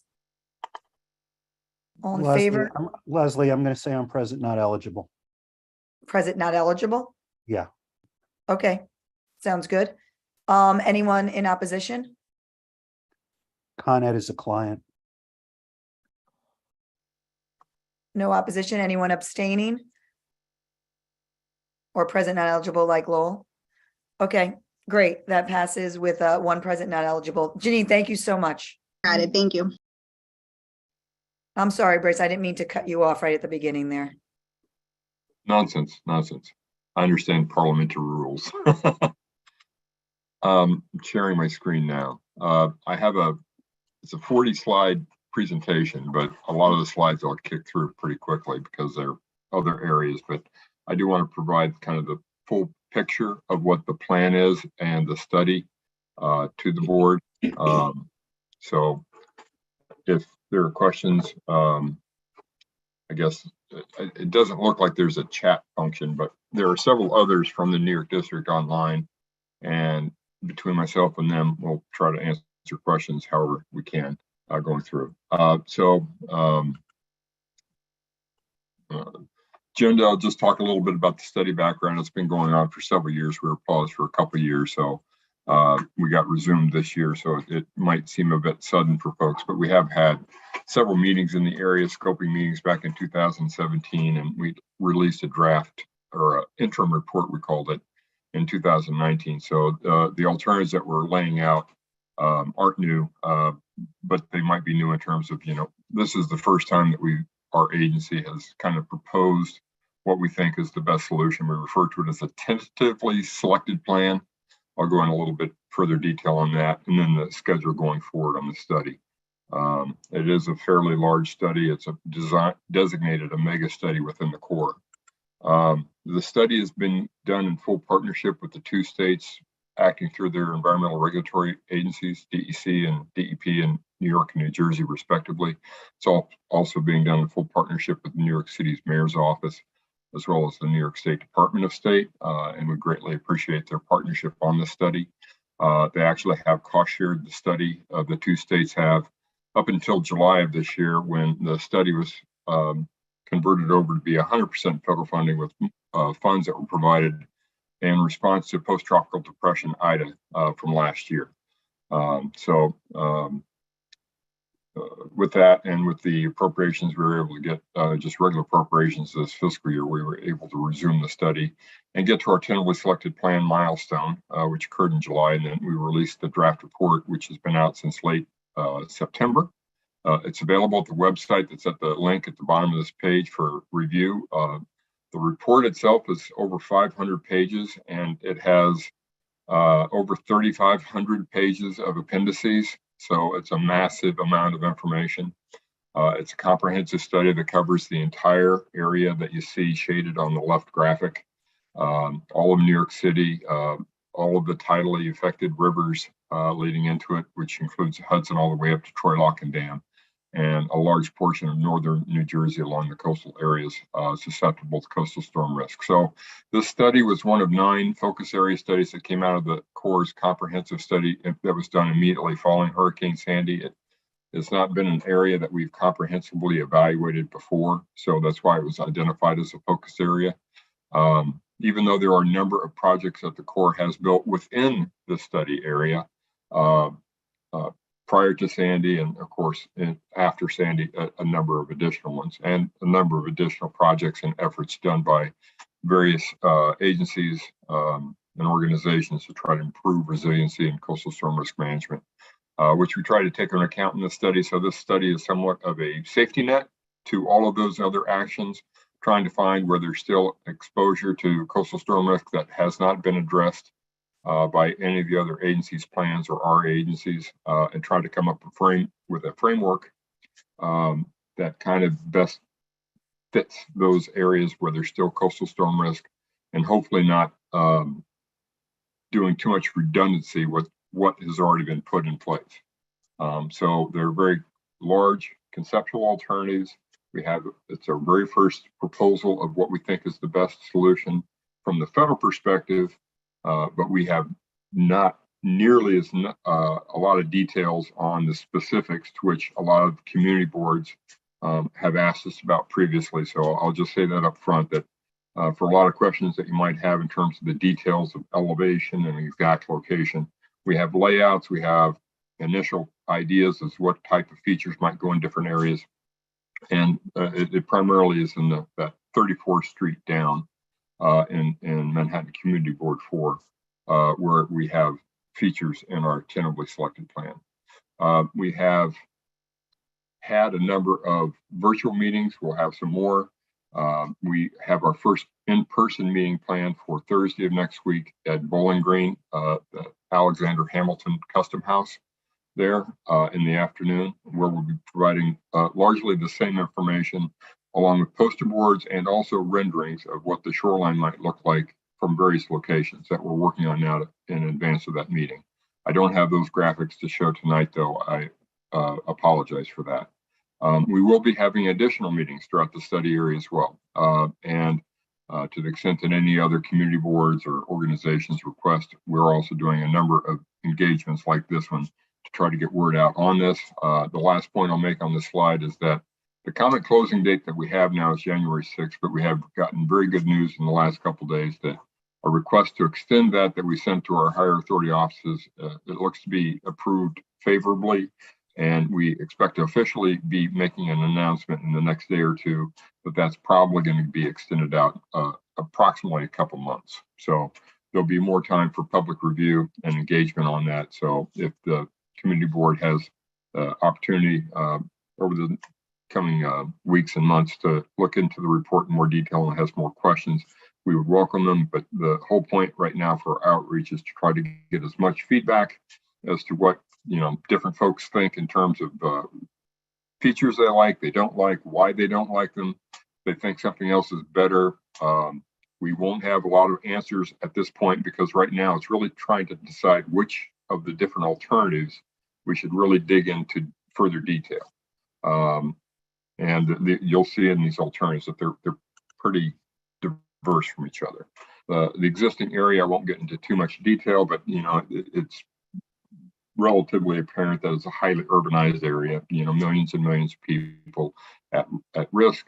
It has the largest port on the Atlantic seaboard, if not the nation, the largest refined petroleum port, a number of critical infrastructure, hospitals, public transportation systems, aviation. It's a very highly valued estuary, historical properties, the financial district, just so much here at risk. It really, a lot of things to take into account. I'll put it that way. The graphic that's on the right is basically what we're using right now for our evaluation of the different alternatives. Right now, we're using what we describe as the 1% flood event, which is basically like the 100-year storm, the storm that on average occurs once every 100 years, which Hurricane Sandy was somewhat close to in some areas of the study area. It's a more severe storm event, certainly not the most severe storm event that's possible. And we're also adding to that the intermediate sea level rise projection that the Corps has, which I'll show it in a little bit more detail in a few slides as part of that. So later in the study, we'll be optimizing, and we might optimize to not even the 1% flood event, but maybe an even more severe storm event. So the elevations that we have for the different features that we are outlining now are just using this as a comparison point between the different alternatives. It might become better in terms of get better bang for the buck if we were to design it to be higher or lower. That's a step in our process that we haven't gotten to yet. The alternatives that we have kind of span a spectrum of very large in-water measures. At one end of the spectrum, alternative 2, you'll see here, and alternative 5, which is defined as only land-based measures. Now, the actions that we have in water are basically storm surge barriers, which has been done in a few. Actually, Connecticut has a few, and Massachusetts. The Corps built some down in Louisiana. There's some internationally, some very large ones internationally in Holland, St. Petersburg, Russia, the Thames River in England have them. But the combination between those, the alternatives that are in the middle are basically smaller storm surge barriers as you go into the estuary, or in combination with a lot of shoreline-based measures like levees, flood walls, sea walls, things of that nature. Again, it's with the storm event that we're using, that 1% flood event, we're focused primarily on structural measures right now because those are what work best for that type of a severe storm event. We anticipate that as we move forward on the study, whatever plan we advance, we'll be incorporating into that also natural and nature-based features and non-structural measures where we can find them where they're feasible. But right now, what we have is a framework of these large structural measures. Some of these structural measures are very expensive, so that really drives how we do our economic evaluation and formulation to try to identify the plan that has the greatest bang for the buck, so to speak. But regardless of whatever plan does get advanced, and again, we just have a framework right now of each of these plans, we see the implementation of these plans kind of taking a 3-phased approach. Implementing in the short term the features that are less complex and more easily implementable, midterm for those more complex features that need more design and more environmental evaluation before they're constructed. And then they all need to be constructed so that in the long term, they can be adapted. So if we built them with the assumption of an intermediate sea level rise and sea level rise breaks to the higher, or because of climate change, coastal storm systems become worse, that we can adapt them without having to tear them out altogether, but just by adding on additional feet onto these structures. So that's kind of the broad conceptual framework that we're working from on the study. The one alternative that we have that I didn't talk to on that last slide was alternative one. That's our no action alternative. And that kind of sets a baseline for our comparison. So this is what we project will be like in the study area into the future if this study does nothing. And that is, it takes into account all the other projects that are either constructed or in construction, as well as the other variables, the main one being sea level rise. Coastal storms have occurred historically, actually prehistorically, in the scale of Hurricane Sandy, and sea level rise just makes those and will make those storms considerably worse going forward into the future. But even if we didn't have sea level rise and we're able to get all those EV chargers in place, those 5 million, which would be just super, and we're able to deal with the carbon emissions very expediently. The coastal storms are still a dire risk to the area, can cause tens of billions of dollars in damage and a lot of fatalities just from the coastal storm risk as it is. So in terms of the other projects that have been put in place, this graphic kind of shows a lot of them, at least the larger scale ones. That we have projects in construction on Rockaway, Coney Island, New York City. The mayor's office has been advancing the East Side Resiliency Project and the Two Bridges Project, and other New York City agencies there, of course.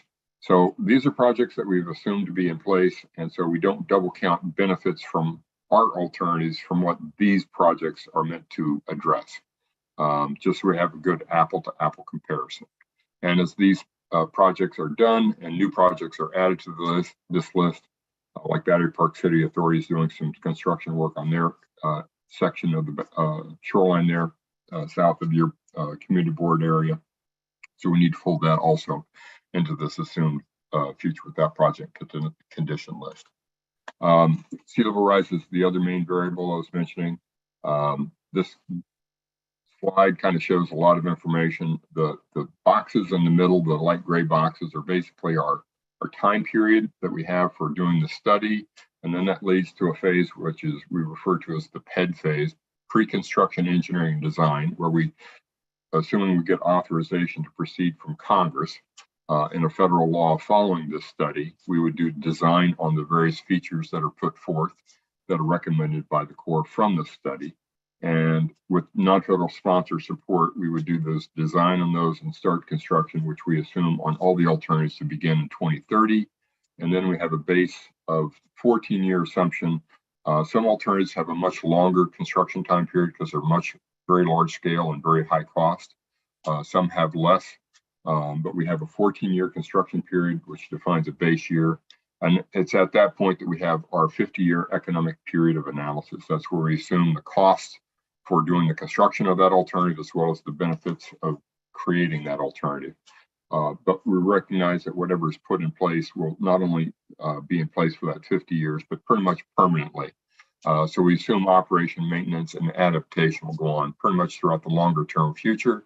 And for that, we have a planning horizon of at least 100 years for that. So that being said, the sea level rise curves that the Corps has for the battery, all this data that's shown on this graphic is for the battery in terms of the sea level rise projections, are the white, gray, and the black lines that are shown in this figure. The colored dots that you see are the projections that New York and New Jersey and New York City have for sea level rise going over time as well. And they've actually gone so far as to assign probabilities to those projections based on the carbon emissions. So there is some overlap, as you can see. Obviously, some of their projections are a little bit more severe, and hopefully those low probability, high sea level rise projections don't bear out. But we are trying to take into account all the different potential scenarios that might unfold, because it does change the formulation and the type of features that we need to do quite a bit. So looking at the 5 with project alternatives that we have graphically, it basically spans the spectrum, as I mentioned, from large barriers, alternative to being across Sandy Hook and Rockaway Peninsula at Breezy Point, as well as having a storm surge gate structure on the Throgs Neck, which would protect primarily the entire area. And then there are also other features added to them. And then you kind of step further back in the estuary with alternative 3A, having a Verrazano Narrows, Arthur Kill, and a Throgs Neck Gate. And then it has a shoreline-based measure and storm surge gate around South Brooklyn and Queens, encompassing Jamaica Bay. That same feature is also in alternative 3B and 4. As I mentioned earlier, alternative 3B is the tentatively selected plan. That one has a gate on the Arthur Kill and the Kill Van Cole. And the reason it's important to kind of give you the full picture is that some of these alternatives do have induced flooding impacts on other areas. And it's from that reason that we got to the alternative 3B. It has, of all these alternatives that have storm surge barriers, the least one with induced flooding type impacts. The areas where any of these alternatives do have those induced flooding type impacts, though, we address those with induced flooding mitigation features. And then we also, because the storm surge gates in the various areas and the various alternatives wouldn't operate for every storm, particularly those on the big navigation channels. We also have some risk reduction features, which are much smaller features that are for the really highly vulnerable areas behind them. Now, when it comes to the Manhattan Community Board 4 area, it basically comes down to, of the 5 alternatives that we have, and I'll go through them in detail. Alternative 2 has that big barrier I mentioned. It has a very long time period of construction, and it has a very high cost. And for those reasons, it has not fared well economically. It also has induced flooding, and it also has the largest effect and broadest effect in terms of tide range and prism. So the effect on the environment is arguably the most with this alternative as well. So it hasn't fared well, but it would address coastal storm risk for the Manhattan Community Board 4 area. Similarly, alternative 3A also would provide a more distant management of coastal storm risk for the Community Board 4 area, but it also has other, it's the second highest cost alternative. It has a 24-year construction period, and it not only has induced flooding impacts in western Long Island Sound, which is reflected with these blue lines that you can see in northern Nassau County, but it also has a lot of induced flooding impacts in the lower bay. So for that reason, as well as its large cost and time period for construction, it also did not fare well, even though it does address about 74% of the area that's at risk. So it has pretty good coverage in that regard. Alternative 3B, the one that we've tentatively selected, basically has a shoreline-based measure that covers all the way from the Manhattan Bridge, where the Two Bridges project ends, all the way around Manhattan, all the way up to 34th Street. So that's the coverage that it has in the Manhattan Community Board 4 area. And it has storm surge gates on the Arthur Kill and Kill Van Cole. So it has the least amount of induced flooding impacts. And it also has fairly good coverage in terms of the risk reduction. It's about 64%. It's also similar, I should say, on alternative 4 and alternative 5 when it comes to the Manhattan Community Board 4 area. Those also have that same shoreline-based measure. Alternative 4 similarly has a lot of induced flooding impacts, as did alternative 3A and alternative 2. So that, along with the fact that it only affects 33% of the area, it wasn't very favorable in that regard. And then alternative 5, which is strictly limited to only on-land measures, does cover Community Board 4 and Lower Manhattan, East Harlem, and Jersey City. But it does leave most of the study area at risk, which makes sense given that we have dozens of tributary rivers and numerous tidal straits. If you're restricted to only working on land, it really limits what can be done to address the severe coastal storm risk that still exists within the area. It also has, though, the shortest construction duration, as well as the lowest cost of the different alternatives. So kind of comparing between them for the different mileage that you have, you can see that the storm surge barriers themselves are the smallest mileage feature in these various plans, but it is by far the biggest cost feature of the different types in these plans. And it's for the fact that alternative 3B has a very small amount of shoreline-based or storm surge barriers combined with small induced flooding features that it really helps us stand out. So that's why we got to that one. We've gone through, as I mentioned, we had an interim report in 2019. We have the draft report that's out on the street for public review right now that we're seeking comments. but there's a lot of work left to be done to optimize and develop whatever plan we advance to get to a point where we can recommend that to Congress, assuming we have non-federal sponsor support on that plan. And that's all this study will do, is make a recommendation to Congress. Then it's up to them, the elected officials at the federal and the sponsor level, to decide whether to get construction authorization and to advance this into design phase. So we're very preliminary in our evaluation in that regard and are actively seeking comments. Just to also kind of fill out what the draft report includes, we have a Tier 1 EIS, which is the longest EIS process that's allowed.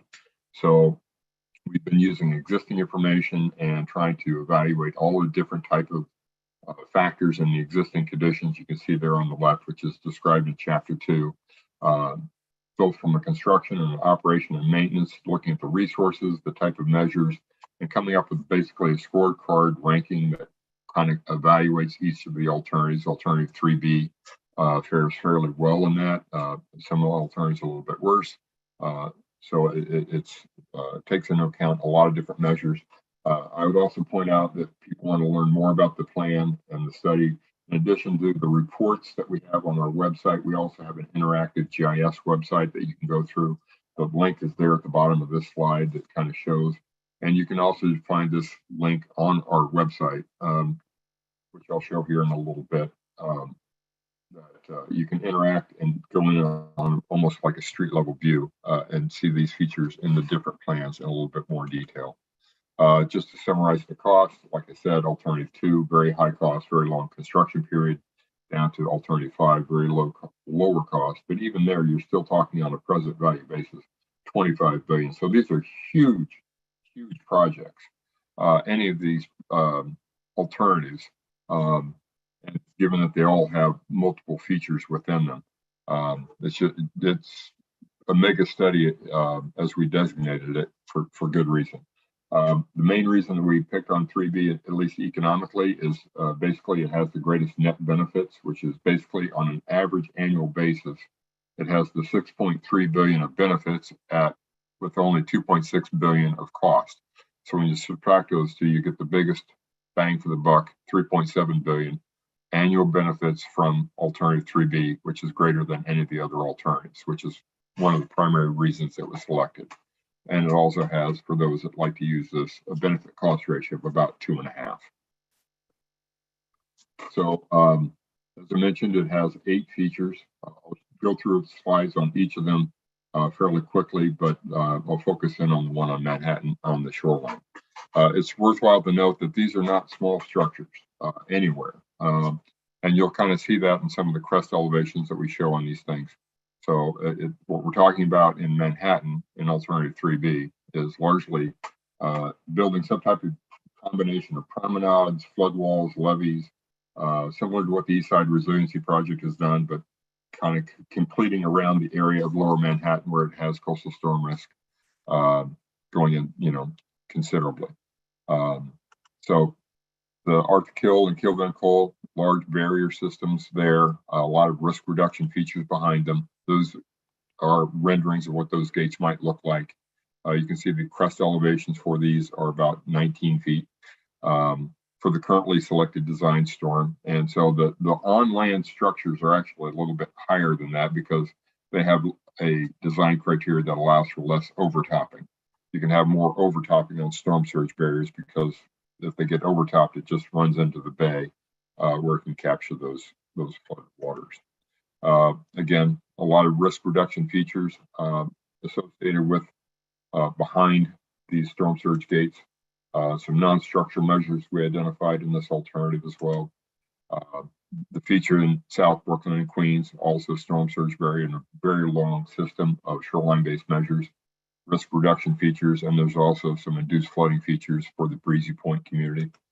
That's just a schematic showing what the Jamaica Bay barrier looks like. Again, we have design details for all of these different barriers, and as well as the shoreline-based measures. East Harlem, a large shoreline-based measure planned for there. There's some induced flooding features that we have for the Harlem River as well as along the East River. I mentioned this plan has the lowest amount of induced flooding, but there is induced flooding primarily from some of those larger barrier systems that we see. It has a shoreline-based measure for Jersey City that dovetails nicely with what New Jersey DEP is doing in Hoboken with the Rebuild by Design effort called Hudson River Project. So it kind of continues that shoreline-based measure down through the Jersey City area. There's a series of smaller storm surge gates and shoreline-based measures for the smaller creeks in Brooklyn and Queens, Gowanus, Newtown, and Flushing Creek. And that brings us to the Manhattan shoreline-based measure, the largest, arguably, shoreline-based measure standalone in terms of feature of the 8 features that we have. So it basically starts, as I mentioned, from the Brooklyn Bridge, and there are plans that the city has for the financial district, as well as there are plans that Battery Park City Authority has. So we need to reconcile what plans we have in those areas with what has been developed by those other entities as the study moves forward, if we can keep with this plan. And then we also need to extend outreach as the plan advances and we get greater details. The current planning process that we have doesn't allow for a lot of in-depth investigations during the study. A lot of that is assumed to be done during the design phase. So a lot of the layouts that we have here are very preliminary. I can't emphasize that enough. And so what we've assumed is basically different types of approaches that might work in these various very space-constrained areas along Hudson River Park. A lot of flood walls with a lot of the red dots are basically where we have a lot of pedestrian and vehicle gates to get access out to the Hudson River Park area. But the exact layout of where it is between the West Side Highway, the flood wall system, and that the park, a lot of those details have yet to be worked out. So just to zoom in a little bit, the green area there, we have a levee, but otherwise it's largely flood wall. And again, the flood walls that we're talking about here are not small structures. We will have renderings, we'll be showing them. They're in the realm of 10, 15, that can even be upwards of 20 feet for the selected design event. Now that might change as we do optimization going forward, but this is not a small, there are serious trade-offs that have to be contemplated with how to deal with coastal storm risk going forward, and how that affects the community and keeps the waterfront, which we all highly value, of course, available and accessible. So we're at the beginning stages of it. We need to first define that, yes, this is the best plan to go forward with. And at that point, we could start working a lot more details of exact locations and layouts and how we can make these structures more incorporate comments and suggestions from the community to make them better and improve them. So that all being said, the draft report is on our website. The website address is listed here at the top of the slide. The 2 places I would point people to start from first is the story map, which is that interactive guide that I was talking about, as well as the reader's guide. You can see that link underneath there. The reader's guide basically gives you a breakdown of what each of the chapters of the main report kind of speak to. And then it also speaks to what all the various appendices, as I mentioned, there's 3,500 pages of them. Each of those appendices speak to. So if you want to find out more about some of the shoreline-based measures and what they look like, given that we have those there on that, there's several reports that speak to that and how the layouts were done. But just bear in mind that the layout, the locations, and the elevation and the type of structure is all subject to change as the study proceeds. But we do see there being a need, and it is economically justified to try to do something all the way up to 34th Street there in Lower Manhattan to try to address coastal storm risk. So our time period that we have, as I mentioned, our comment period currently is closing January 6th, but like I said, in the next day or two, we anticipate moving that out to early March. And we'll be sending out email notices, putting the notice on our website, and making all kinds of announcements for that. So everybody realizes, hopefully before the holidays hit in earnest, that they have a little bit more time to look into it. In terms of the overall study, though, the final report would probably be not so much early January 9th, 2024, but more like mid we're probably going to be shifting that schedule out a little bit because of the extended public review period that we have now, and for a couple other reasons. But in any case, we assume that right now we think the study will be completed around 2024. And then it's only a recommendation that we'll be making to Congress. We're not dictators. The shovel doesn't go in the ground tomorrow. And it's up to the elected officials and non-federal sponsors to decide, how this gets advanced, if it gets advanced into the design phase. So in summary, Alternative 3B is our tentatively selected plan. If you like it, we'd like to hear that and why you like it. If you don't like it, that's fine too, but tell us why you don't like it. And if you think something else is better, please let us know. That helps us kind of inform our study, and we can kind of focus on those issues as we further advance, whether we stick with Alternative 3B or we're to go with some other alternative. We have our public meeting next week. If anyone is interested and like to see those renderings, we'll try to put those up on our website as soon as possible, but they will be at that meeting that kind of show what some of these shoreline-based measures look like and a little bit more close. And like I said, these are not trivial structures. These are not Jersey barriers. These are walls with access points in many locations. Some of them, there are elevated promenades. There are some flood walls with park features. There's a variety of different means of doing it. And so, right now, our key thing is just saying we need to do something here. We don't know exactly what or exactly where, but we need to come up with a cost estimate that is reasonable for doing something that can be done, so that can be form the basis for the construction authorization that Congress has. The main element of a construction authorization is the figure, the cost of the project that they authorize to be constructed. So that's why we're focused a lot on cost in our evaluation so far. And so long as we have a robust cost, or I don't know if you noticed, but the cost estimate that we have, about a third of that cost estimate is just from contingency, just to make sure that we have bracketed the cost that might be needed for these features to that, sufficiently.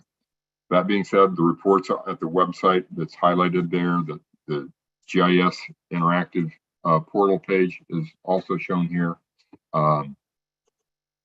If you have comments, please write them to us or email them. The email address is there. It's also listed on our website. We'll be extending our comment period, as I mentioned, and we would greatly seek any feedback that we can get from Community Board 4. That being said, I'd be happy to answer, and our team, any questions that we can. Thank you. Bryce, thank you so much. We know how big this is. I mean, this is a huge project undertaking.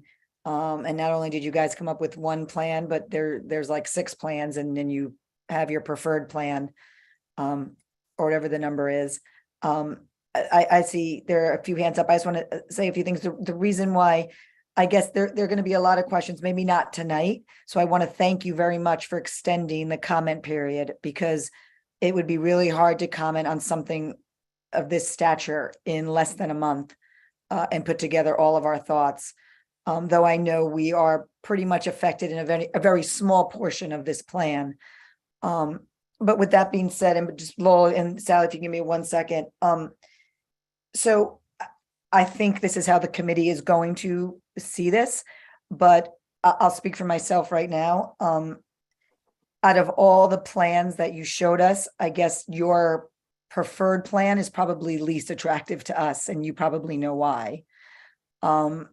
So, I mean, we're the Environment Committee, but we are also the Parks Committee. And I think we have, over decades, have tried so hard to work with Hudson River Park Trust to get access to the park, to make our parks beautiful. And when we see your preferred plan consists of constructing a 22-foot wall between the park and the West Side Highway, so we have zero vision and access to, I don't want to say zero access to it. Obviously, there'll be access to it. But when you're separating the Hudson River Park with the rest of Manhattan in your preferred plan, it is not only disturbing to us, but it's downright scary. I don't want to be an alarmist. I know it's going to go through a number of, of planning phases and edits, but that was the first thing that jumped out at us as a concern. So I guess my question would be, was 3B picked mostly because of its, and I know you mentioned this, but the feasibility? I mean, was there any consideration at all of people, the use of the land? Ethics and social considerations? Absolutely.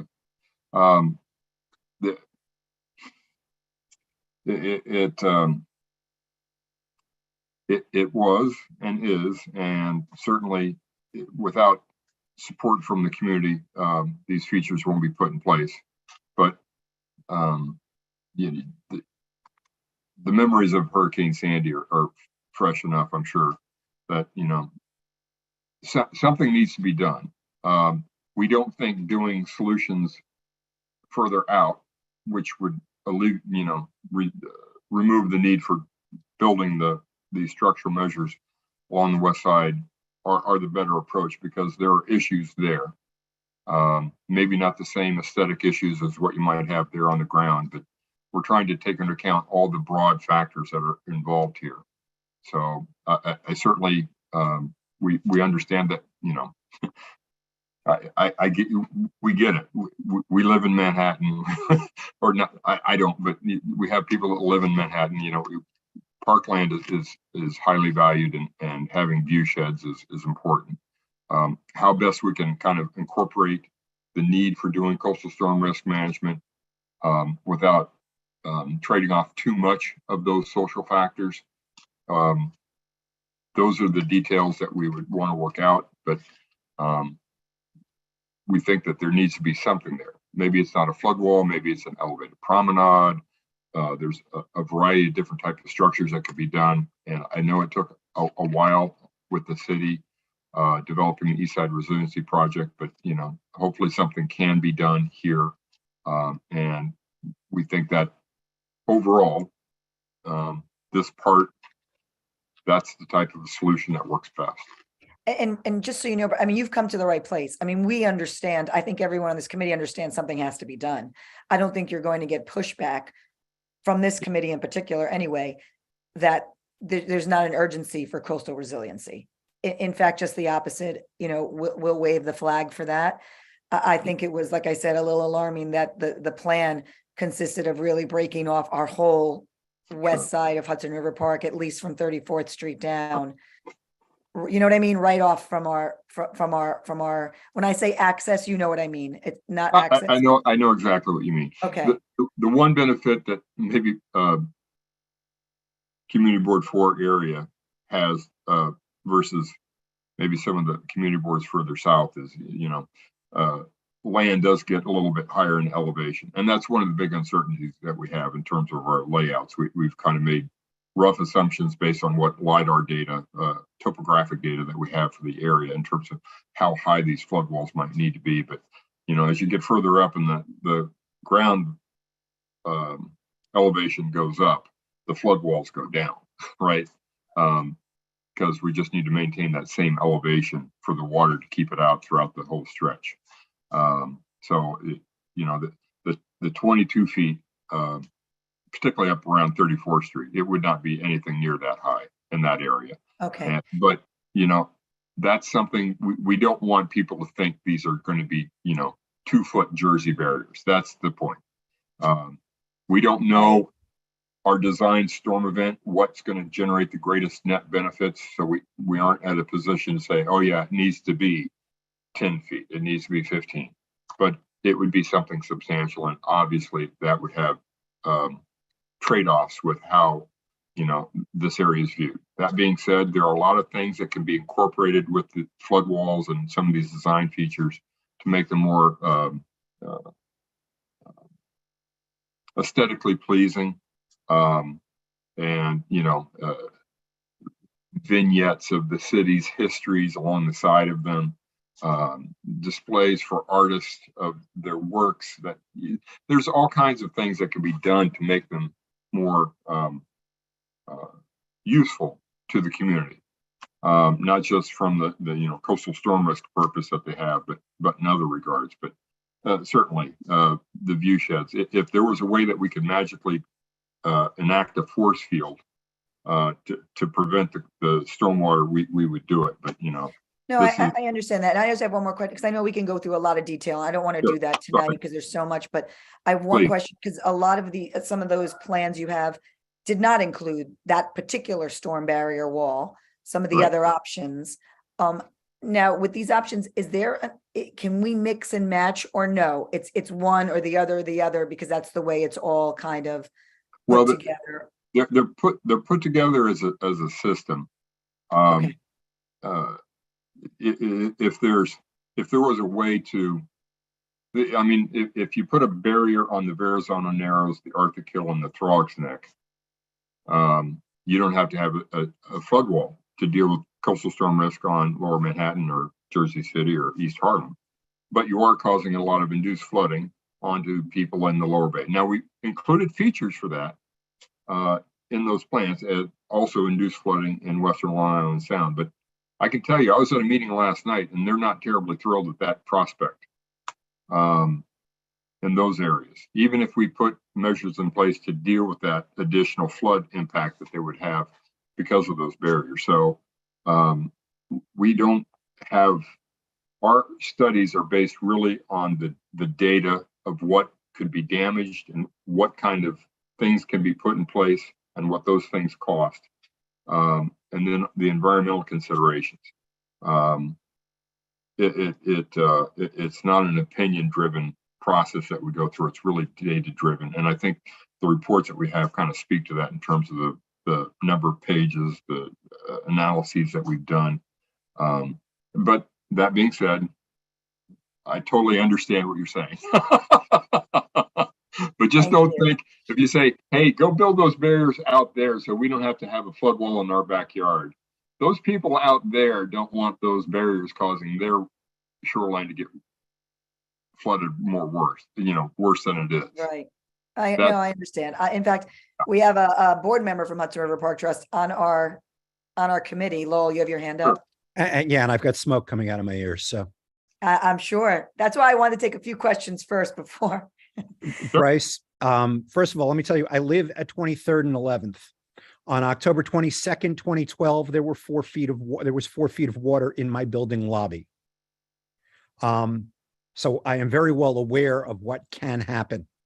Sure. I have been on this committee and this board for 10 years. When I joined this board, Chelsea and Hell's Kitchen had the lowest amount of park space in the city of New York by neighborhood.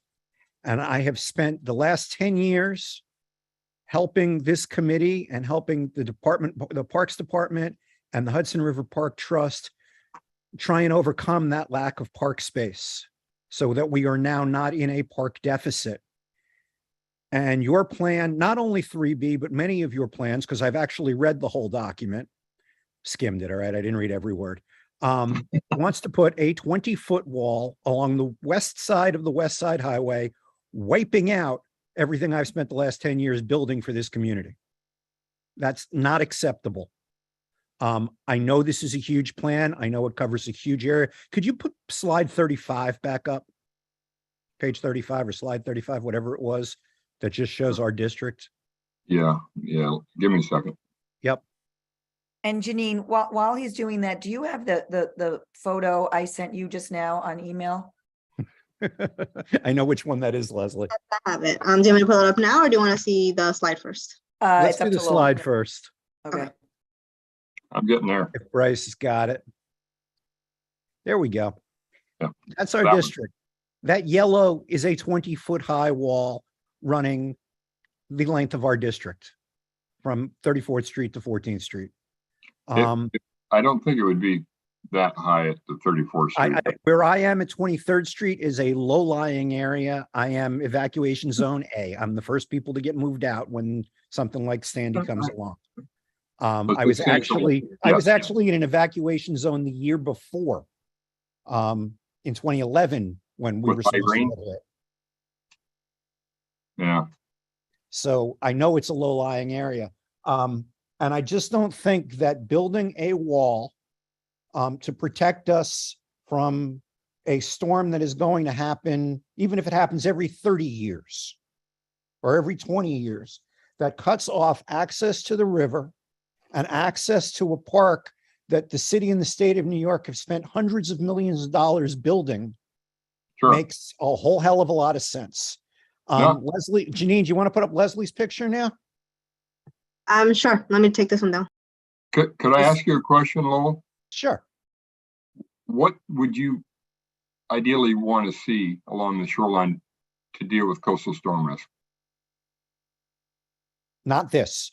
No. By the way, I didn't, this this is a member of the public, a member of the public. This is not official from the Army Corps of Engineers. No, but this is not what someone official. came up with.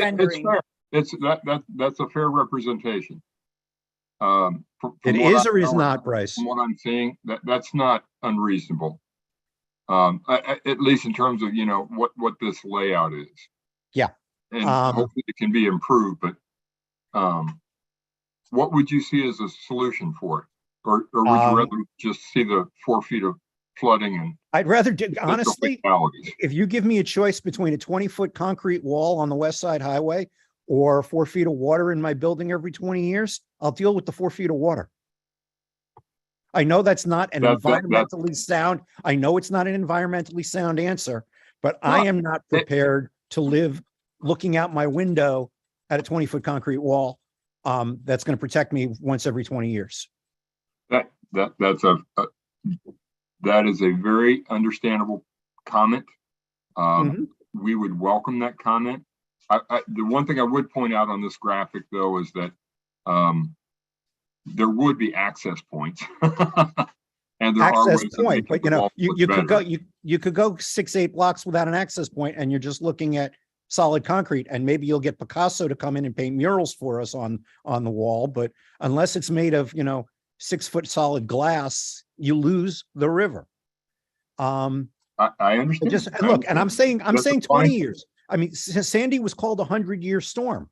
I'm willing to speed it up 5 times that and know that we've destroyed our environment and that we are at huge risk here. But this isn't a trade-off I'd want to live with every day. And that's a personal opinion. It comes from, like I said, 10 years on this committee. It comes from being on the board of the Hudson River Park Trust. It comes from, all of the work that we've done to try and create park space. Sure. And this just don't work for me. And I appreciate everything you guys are trying to do. My attitude is not personal towards you or the Army Corps. Of course. Any of it. But I don't want to look at this. I don't want to look at this. That's what it comes down to. All right, Lowell, why don't we move on to Sally, and then we can probably round back at this. And if that's okay, unless Lowell, do you have other questions except for the wall? No, I think Bryce got the gist of what I'm thinking. Okay, and this isn't our, we've had public meetings before. We haven't had a proposed or a tentatively selected plan before, but this isn't the first time hearing this. We're just trying to solve this problem in some fashion that, might be workable. Yeah, to be clear though, Bryce, this wall is not only in 3B.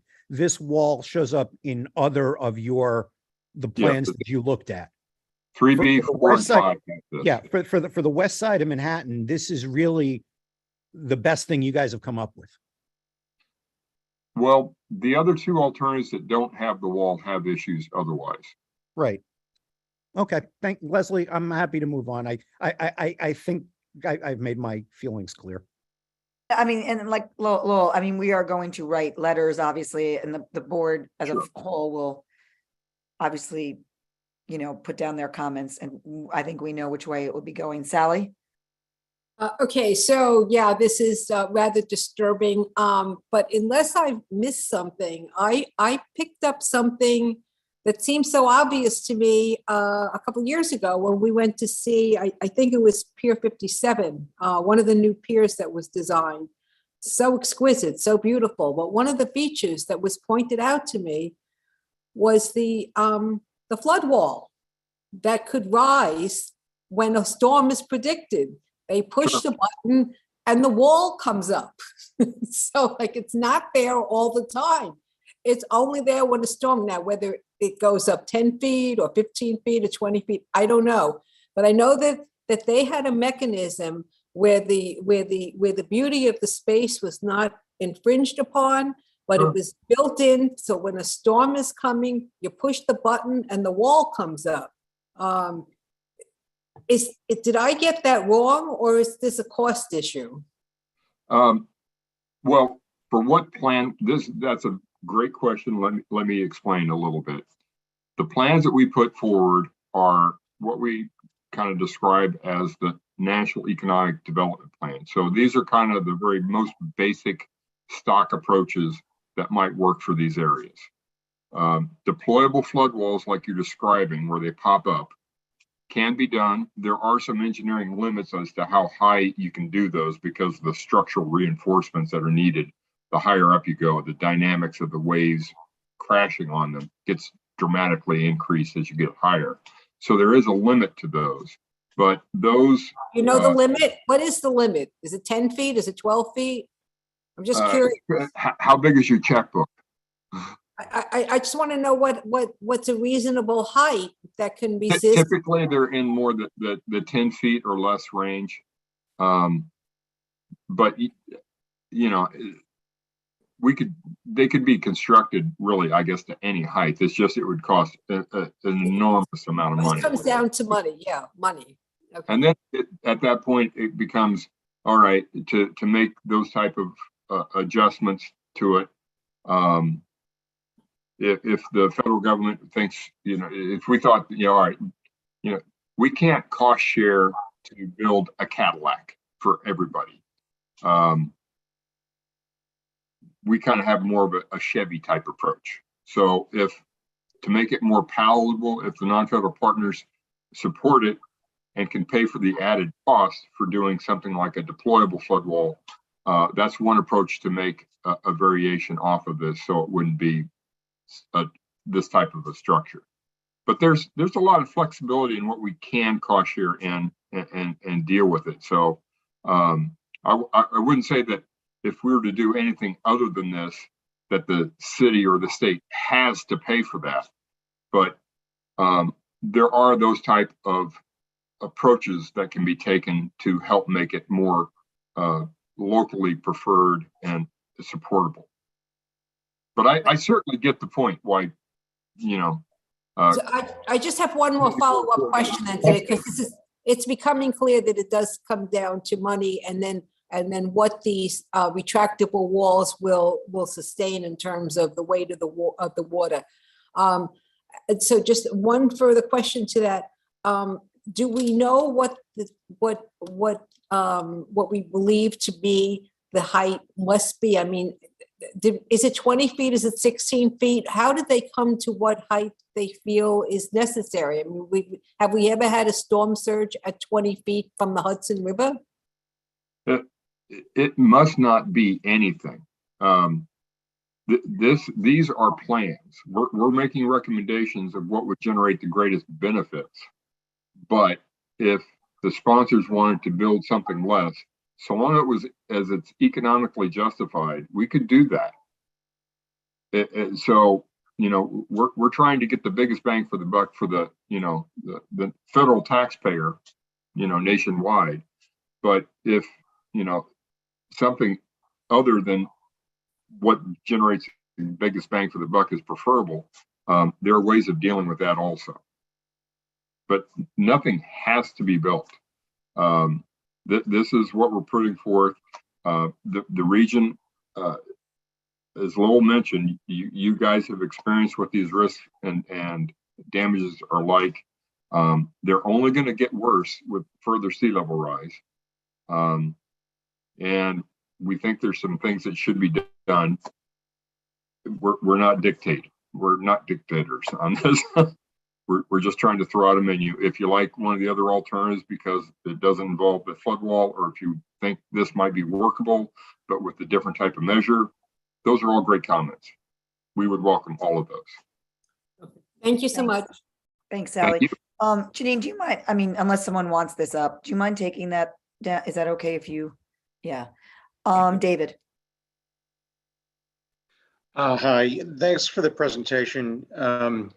You know, I think one of the most graceful places in New York is a street in the West Village, where looking to the west, especially around sunset, you see the sunlight sparkling off the surface of the Hudson. And, you know, that's not just a poetic or a personal or trivial consideration. It goes to impact on property value.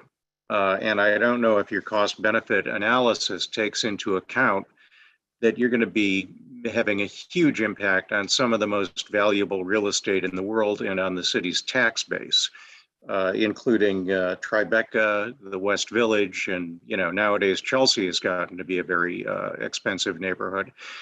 It'll be the difference between feeling like you're living on an island and living like you're living in a walled city. And, you know, with all due consideration for the feelings of people who live closer to the ocean, you don't have the same impact on property values there that you do here. Have you taken that into account at all in your cost benefit analysis? The cost benefit analysis primarily is driven off of the depreciated replacement cost from the probability of different level storm events occurring each year over that 50-year economic period of analysis, with sea level rise on the intermediate projection occurring. So property values and improvements to properties that are done or that could be done, or depreciation, I don't think that's incorporated within it, but I don't want to speculate too much on that. That would be a great comment. We would be happy to respond to it in more detail. I don't know. We do have some of the people from our planning office, if any of them would like to unmute and try to, if they have a more information they could share on that. Yeah, I'm sorry, I can't speak to it more detailed than that, David. Okay, I mean, that may be enough of a consideration financially that it makes something like a deployable flood wall more worth considering. Yeah, no, I appreciate that. Okay, yeah. Thank you for the presentation. Thank you for having us. Thanks, David. Brad?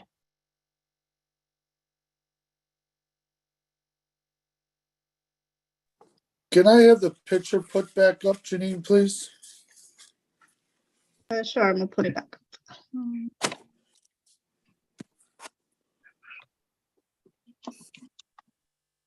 So let's say that this picture, if you don't mind my asking. What's that? Who developed A member of the public sent it to us. It's obviously just a rendering, a Photoshop rendering. Sure. I'm guessing they don't want the flood wall there. Yeah. It wasn't me. Well, Brad, So go ahead. Bryce, I was just calling the question. You may want to look into the motives for who developed the graphic. Yeah. So in general, though, and I appreciate your candor saying that's what it's going to look like if this was one idea. But on one sense, let's say that is there, but now it gets covered over and a park's on top of that. So we're covering the West Side Highway, and that could be another massive greenway on top. You know, if this is going to be the politics of it, maybe we try to look for the benefit of what could be done on top and coming all across the West Side Highway, and the access roads come in, and we've got promenades that come up. At least we're looking at a green park. And the other idea is, if this wall can be taken as a promenade out towards the water, around our features, almost like how you see Little Island patched through like that, that might be a better alternative to live with. You know, sure. I just think we saw the magic of Little Island and engineering of those piers, that something can be done like that, that could expand actually our park out, because we're not really using it for nautical reasons. Well, let's get it for more park and get the benefit of a wall. So yeah. Obviously we can't live with this, obviously, but maybe it's like the Big Dig and we cover over it and now we got a park on top, or the alternatives to go out. So, I mean, I don't want to hear about money at all. This is about, and I get it, but right at this point, we can't just say this is better for everybody. And thank God we got Chucky Schumer there for us, at the top. So Sure. that's just an idea. No, I know you're doing it for everything else, but I still don't understand why I think it was the first option doesn't work long term. And yeah, there's some other effects, but it doesn't affect 9 million people. So I just think, actually putting it out to the straight is really the way to go in my book, and it takes away all this.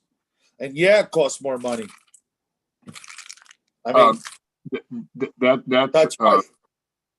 Those are fine comments. Would welcome those. All comments are welcome. We had a briefing with Community Board 2, and they had actually a similar idea with the conversion of the West Side Highway to have kind of the park space over it. So, that kind of gets into a much broader arena of considerations when you start dealing with transportation networks and how to make accommodations for that and improvements with that. But, but at this scale and at those dollars price, it's all that coordination. So I get it. But yeah. Yeah. We're not looking to degrade, park space that's highly valued in New York City, obviously. And obviously view sheds are very highly valued as well. And there are a lot of things, deployable flood walls, the points that you brought out with the promenade and maybe extending it out. We're engineers. We look to try to figure out solutions to those kind of tough problems. To say that this is the solution, absolutely, no, that's not what we're saying. Right, and we get that. And that's why we're here to brainstorm a little bit. You bet. And kind of come up with something. Otherwise, you're gonna have to provide everybody a jail suit to wear on the west side because we can't do this. Yeah. Brad, and just for comments, board comments, looking into I know you mentioned the promenade or the I guess the cover over the West Side Highway. If that's going to be millions and millions or billions of dollars, then wouldn't Sally's suggestion of deployable walls, wouldn't that money be, you know what I mean? Like there's ways to spend the money, right?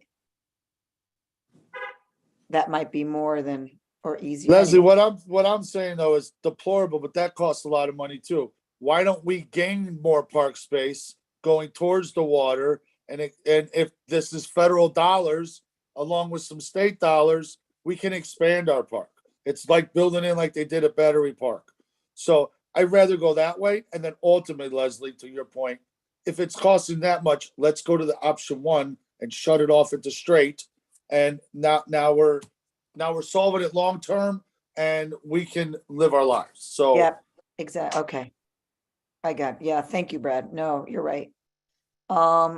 Okay. We're going to go to, I guess, the public, but Christine is a board member, Bryce, of our transportation committee, but a board member nonetheless. Christine, go ahead.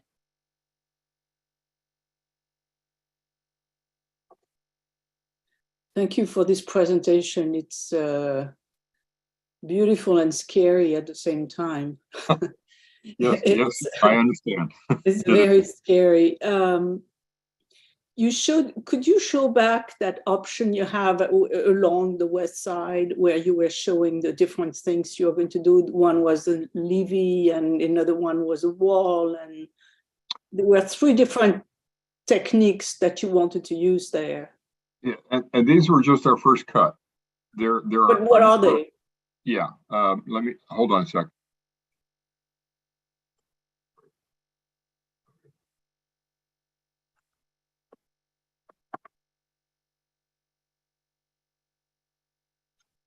There we go. This one? Right. Yes.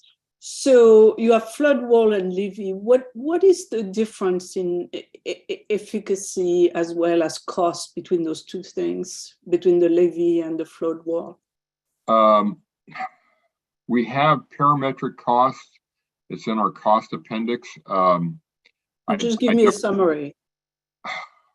They're basically cost on a linear foot, and they're defined by how urbanized an area is in terms of an escalation factor that was added to them.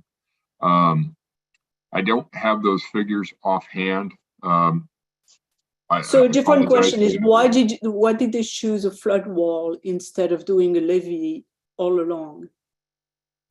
Space requirements. Levees take a lot more footprint than flood walls do. Right. Okay. So going back to the discussion we just had that Brad raised, I think that, you know, the choice which was made in your presentation was to protect the West Side Highway and to sacrifice the park.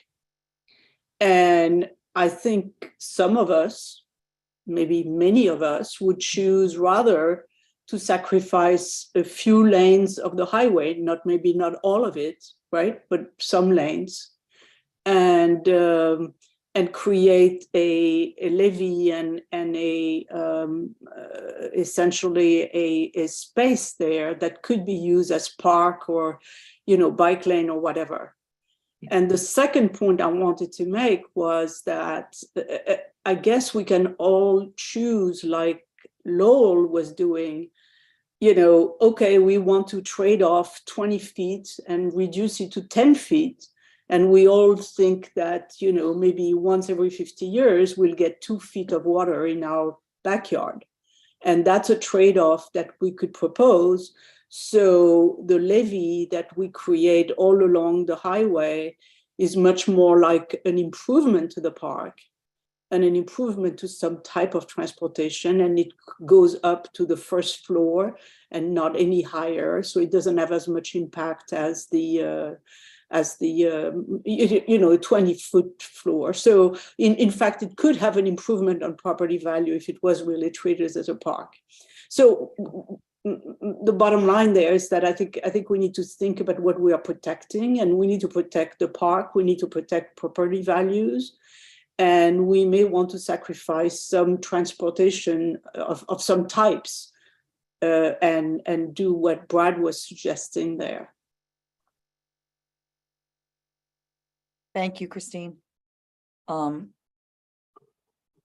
do also want to mention that Matthew and Rodney are on the call from New York State DEC, who have worked on this project, or not on this project, but I guess quote unquote sponsored this project. Are you guys here? Matt was on. Do you want me to stop sharing, Leslie? That would be good. Yeah, I think they're on, or maybe yeah, I see they're on. I don't know if they're on. Yeah, we're on. I'm on. Okay, great, Rodney. Can you?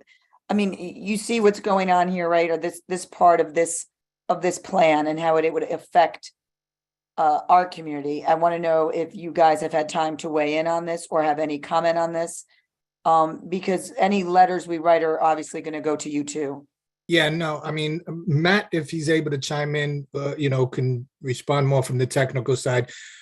For us, it's still under review. We're very appreciative of what Bryce and the Army Corps have been working on and doing. But part of our review is what's going on right now, hearing from y'all.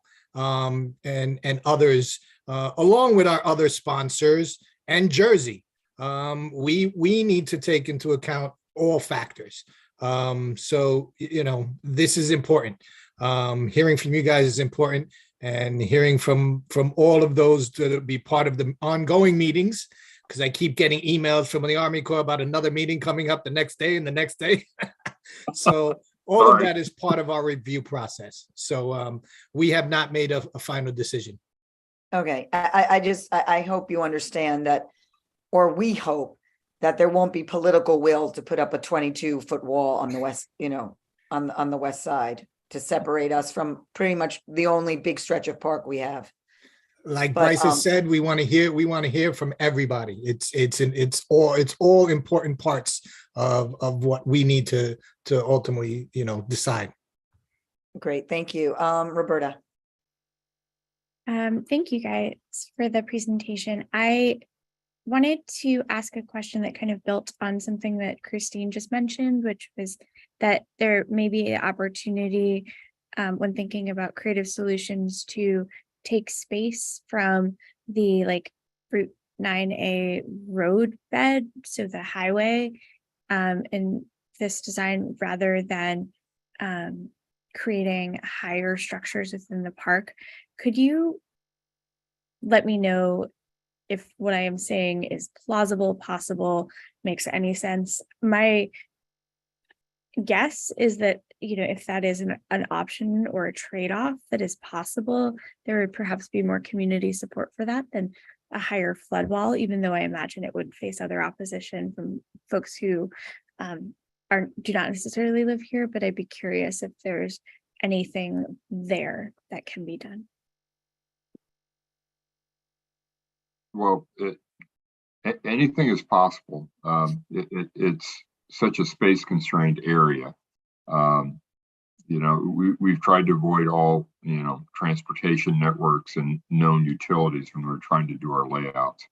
But, that the decision point that we're at is, we think some type of a shoreline based measure. And we've assumed these, levee, flood wall, seawall in different locations with access points at, the streets and things for our initial layout. But, it's not written in stone. It can be changed. There are a lot of modifications, and to the extent that we can be creative and come up with solutions that are more workable, that can address coastal storm risk better, ideally, we're open to. But, I don't want to say that, oh yeah, we can take a lane off of the highway. The Department of Transportation is not going to want to entertain that too much, I'm sure. But we certainly want to, depending on what plan gets advanced, willing to be, try to work out solutions that are can be supported by the community. The bottom line of this is there are trade-offs. The point that the approach that Lowell was advocating earlier, that's a totally understandable approach to it. Just leave it as it is. He wants his park. He doesn't mind getting flooded. Understand that that there's more money to be lost that way than trying to do this approach.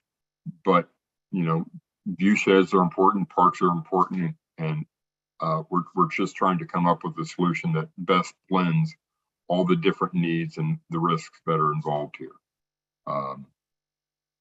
Thank you, Bryce. Yeah, sure. Absolutely. I do want to go to Brad. Is that a new hand or a hand from before? I just want to say, this plan, we're just talking on our area. I am sure in New Jersey and in Staten Island and in Brooklyn, you're putting up walls around us. It's not going to go, Leslie. You know what I mean? This is not right. It's not just us saying this. It's absolutely crazy to think we're putting up a wall around all of our islands. We're an island, so if we got to clear it off, that's politically, I think it's no way. Yep. Thank you, Brad. I'm going to go to the public. If there are hands up for this particular topic. Janine, I know Mr. Gutman is here. Dan's here.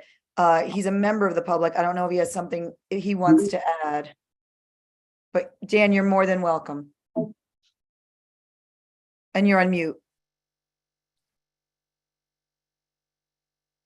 Yeah, I live on West 44th Street, and I've lived there for 25 years or so.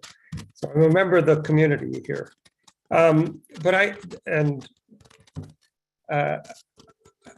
wonder, Bryce, if you could explain. You've talked a lot about the height of this wall. Whether you could talk about the width of whatever feature you're planning to build as well. In other words,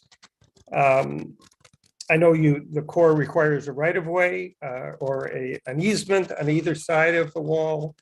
The levee would be even wider, but also have an easement. Any flip-up barrier would have to lie flat until it's flipped up, and that is a horizontal dimension. What restrictions would there be horizontally with any of these features? What could be done next to the feature?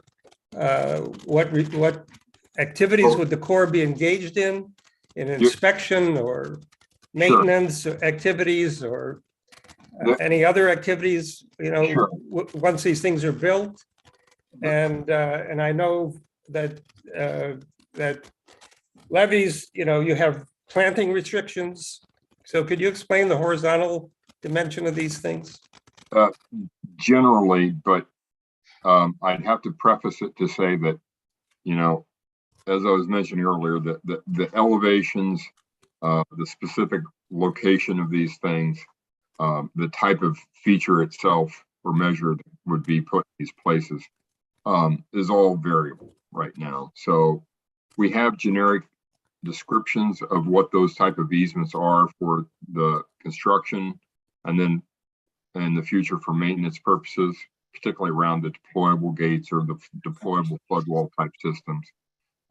That's in the engineering appendix, in the shoreline-based measure appendices. I'd have to defer to those, but I would, we're not,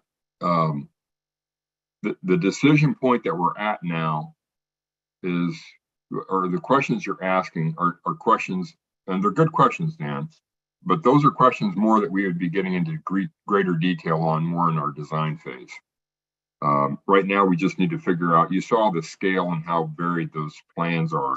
We kind of need to just figure out which one of those plans has the best chance of having success, supportable by the non-federal sponsors, economically justified, environmentally acceptable, so we can make a recommendation to Congress. That's the goal of the study.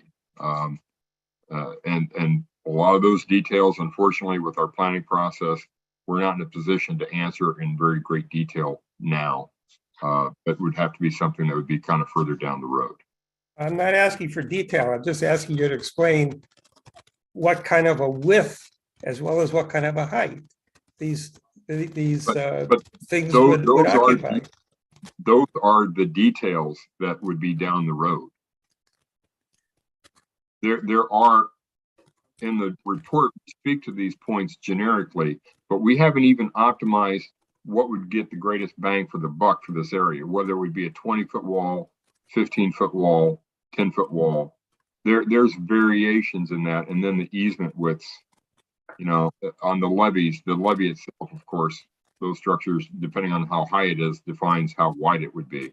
Bryce, is there a ballpark, like a 3-foot wide, a 10-foot wide, a 20, you know what I mean? Are there ballparks? They're typically in that realm for access points in the, like a 10-foot wide easement or a 5-foot wide easement, depending on the structure. And then, like Dan mentioned, there are restrictions on what can be planted within those zones because the roots can cause a levee to fail over time. We found, but we're not saying there must be a levee in this location or there must be a flood wall. We're saying that this is an area where we want to put some type of shoreline-based measure. We don't know how high it would optimally be, and maybe there's a change made on that to make it more supportable. That maybe not is optimal, but it is a good balance between what the community can support and what the non-federal partners can support and what is economically justified. We're looking to try to come up with those solutions, but we have to first figure out which of these broad spectrum alternatives is the one that really we need to advance with. So we want to hear from everybody, just like Rodney said, and we want to be as open and transparent on, what is involved. These, like I said, and like that graphic was showing, these are not trivial structures. I don't know that it would be 22 feet tall. I again kind of wonder who developed the graphic, because I'm guessing they don't like, this plan or, alternative 4 or 5 that have shoreline-based measures in this area. Thank you. Dan, do you have any other questions? Or, I mean, I'm sure you have a ton of questions, but at least for the. I wish I could provide more answers. I apologize. And I'm sure as we go through the process that, those questions will be answered. I think the point of this meeting is we're trying to gain information for us to write an initial letter, not necessarily a fully detailed letter, but to make a comment during the first comment process. And we're trying to get as much information as we can to do that effectively. And as there you will can be, imagine. But Dan, I'm sorry, I didn't mean to cut you off. Yeah, I don't know if I made the point well enough earlier. I was kind of flying through that presentation because of the time.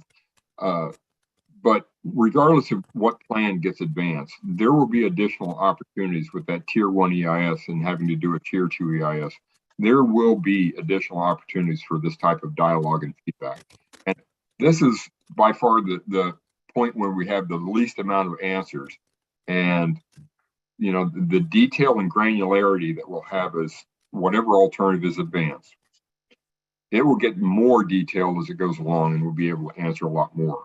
But it's frustrating, I'm sure, for you. It's frustrating for us, the way this starts out. But you can see with that spectrum of alternatives that we had, it's kind of like maybe a poor analogy, but like a game of sports. We don't know if we're playing soccer, baseball, or football, or what stadium we're in. we're just, you know. No, I understand. And I think you know what's going to go back to your office from this board. Absolutely. I mean, the wall is insane and ridiculous for us, especially when we see that there are alternative plans that don't include that are sure. legitimate plans. So anyway, I think we're going to wrap this up, but I'm going to let my co-chair Marty wrap it up for us. I was just going to ask a very general question. Let's say that Community Board 2 and Community Board 4 have the political muscle to make Lowell happy, and the result being that there is no wall constructed on the west side of Manhattan. What is the implication for, I think you have tried to optimize the five studies, the five alternatives, so that one element matches elements in all the other places. And I also imagine that some of the other places are not going to like the features that you want in their areas. What is the result of those features not being put in place for the overall plan that you described in the beginning of your presentation? Sure. Well, all of those different primary features contribute some to the net benefits that the different alternatives have, and that's true in all the alternatives. So if you start removing some, so there, you know, the damages that would be avoided with those features, the benefits aren't reaped. That would affect those plans, but they have been put together as a package, and we understand that, you know, some features might be supportable and advanceable, some features maybe not, maybe some have bigger challenges. Obviously, the features that we have here along the west side of Manhattan, to work out to make it where it might be possible or functional. But, you know, to say that the plan falls apart altogether, or whether it can still be advanced as it is, it's been put together as a package, and we haven't really evaluated it on a more independent basis, except to say that each of these separate features are each independently economically justified. I'm not giving you a good answer. I apologize for that. It's you know, how it breaks out, and what if some things aren't supported, and the non-federal sponsors don't want to advance them. That, you know, it's you're aware of the risk that can happen with these storm events. They're going to get worse. We're not dictating on what has to be done, but just trying to offer a solution of what we think might be best. It seems to me, Leslie, that the question of our district versus the rest of the plan for the entire region is we need to be aware of that, and we need to wonder if there is no flood wall built here, or a mitigation built in our district. we should understand that there are effects of that on the rest of the region. And our letter, an initial letter to whom, saying we have gotten a lot of information about the various plans and I'm going to say the Army Corps' choices rather than Bryce's choices, because he's. Thank you. Yeah, well, you're But bringing. Marty, if we're going to talk about a letter, can we, and there's no more questions, but we should talk about a letter after we let them go. Is that okay? About topics for a letter? So unless you have more questions for. No, the I guests. don't, but I was just wondering if exploring a little bit of the letter in front of him might be useful. So you call it. I would think we discuss a letter off, we let them go, and then we can, because it might be discussion with a letter. However you like. Okay, Marty, what were you, I'm sorry, what were you thinking? Go ahead, Marty. I'm sorry. I'm thinking in front of our guests what our letter might be and to whom. We are in such a preliminary stage of getting information here that we want to know more about the possible aesthetics. We want to, those kinds of things. We can't make a declaration except to say that the rendering that we have seen by a member of the public who doesn't like the project annoys us too. I will say, I think there's more I think this is the preliminary comment period, right? I think we should. You'll have a couple more months too. Yeah, we have a couple more months. So I think, let's let them go, Marty, and then we can discuss on how we're going to form a letter. Sure. The topics of it and how strong it should be one way or the other. And when Bryce, could you just clarify for Marty that the letter, it goes to the Army Corps, but also to the state and the city, correct? Just so that he's clear. Share the letters with you, Rodney. Yeah. I'm sorry. Yeah, and Rodney, we'll get all, and I mean, we'll talk about this amongst ourselves. We're also going to send it to our local and federal representatives. So they are aware, but that's, board business, and that'll be okay. But, last call, there are some hands up, Janine, in the public, in the attendees. I don't know if it's for this particular topic, but we're only taking questions on this particular topic. Rodney, I can promise you it goes to Basil. I can lower their hands and ask if they have any comments on this to raise their hand. Just okay. Leslie? Yes, Bryce. If I might make a small suggestion when it comes to a letter. Please. We will be very soon releasing our own renderings of what these structures might look like from the shoreline. It may be a benefit to the committee to take a look at those that we've produced, just to see how that contrasts with that graphic that you had. I understand, Bryce. I just anticipate our initial comment will be the alternative to a wall, regardless of how aesthetically pleasing it looks. But okay. I would imagine, I could be wrong, but I would imagine. I'm just saying that graphic, you could use that in your letter to us because we produced. It That's makes a good idea. What time? What's the timing on that? Do you think? You said we'll have it by the meeting next week. Is my point. Oh, okay. Yeah. Okay. Sounds good. Yeah, I'm trying to help. I know let me tell you, I know you guys are on the tour, and thank you for last minute coming here, because once we found out what we thought was a quick turnaround is not any longer, thank goodness. But I mean, we really appreciate. We know you're doing these every night to many different community groups across the city. And Marty, as appreciative and gracious it is for you to think of other communities while you're constructing your comments, please don't pull punches from your perspective as a community, because Absolutely. we need that honest, response from each of the communities, so that we can kind of, gather that full picture. Rodney, are you saying that we should put in our letter, we don't really care about New Jersey? Listen, this is New York City. I work for Region 2. I know what it's like. I know who we are. I don't. Right. No.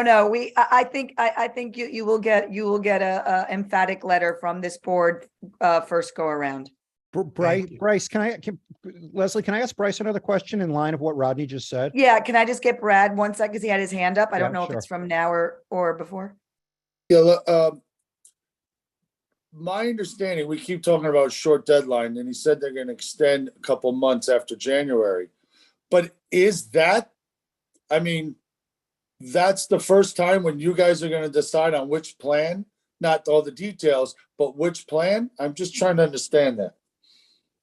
Well, the goal is after this to get comments from everybody, from other agencies, from our own agency internally, an independent external peer review, to go through those comments with our non-federal partners and to have a discussion with our vertical team to decide how best to proceed with the study. Now, the typical assumption is that we either decide to go with this plan, we go with the locally preferred plan, something the non-federal sponsors want that we haven't scoped out. If we see some ideas for something else, sometimes that involves having a second draft report. We aren't currently set up or scoped to do that, but it could be if there's that type of feedback. But it's basically to figure out how best to proceed from there. And the default assumption is that we kind of either stick with the plan, go with the locally preferred plan, but that's just a default. It's risk-based decision making. So if we need to go back and start, all right, we need to come up with a different solution, or the non-federal partners have a solution they want us to advance. That's the decision point that we have to make following this public review. Thanks, Brad. Lowell. Bryce, is there a plan where you can build a wall that protects Brooklyn and Queens and Manhattan and the North Shore of Long Island and Westchester and pushes all the water to New Jersey? Ouch. We're not supposed to pay attention to political boundaries when we do our civil works planning. Lowell was just trying to do a little bit of levy humor and it's not working. But Bryce laughed. That's all I cared about. Exactly. I'm shaking my head no. But thank you guys very much. You put up with us tonight. You deserved, something on your way, a door prize on your way out. Hold on, Lowell. Just hold on 1 second. There's one person in the public that has in the attendees, excuse me, that's their hand up. Not sure if they had raised it again after. If anybody in the public has their hands up for just this topic, please raise your hand again. Nope. Okay, great. Is it the governor of New Jersey? Oh, wait. Arnold Bob, or maybe Bob Arnold. Let me bring him over. Yeah, thank you.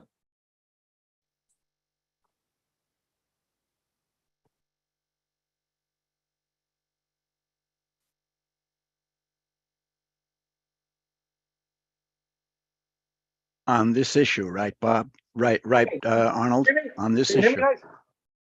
Can you hear me? Yeah, we can hear you on this, Okay. on this issue, Arnold. Yeah, on this issue.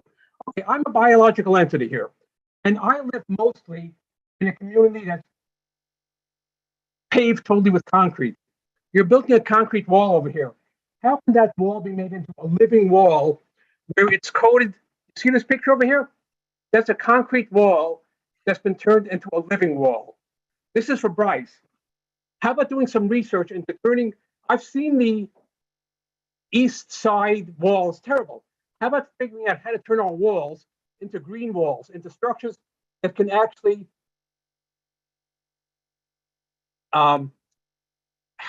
inhabit biological entities, plants, animals, birds. Can you do something like that? Is that something we can talk about? It may be possible as long as it doesn't affect the integrity of the wall, if there are enhancements like that. Scientists to do research. You have 20 years to make walls that won't affect the integrity of walls. That will be both green and real green, not painting, real life, real biological life in those walls. By working with fractals and other things, you can do this.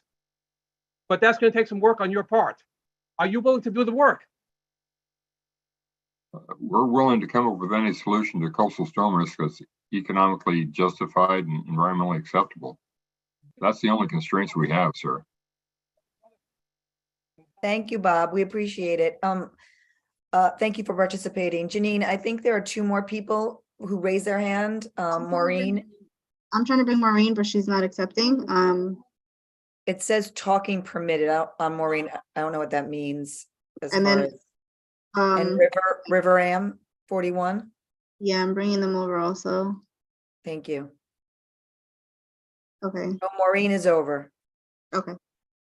Maureen, can you hear us? If you can speak.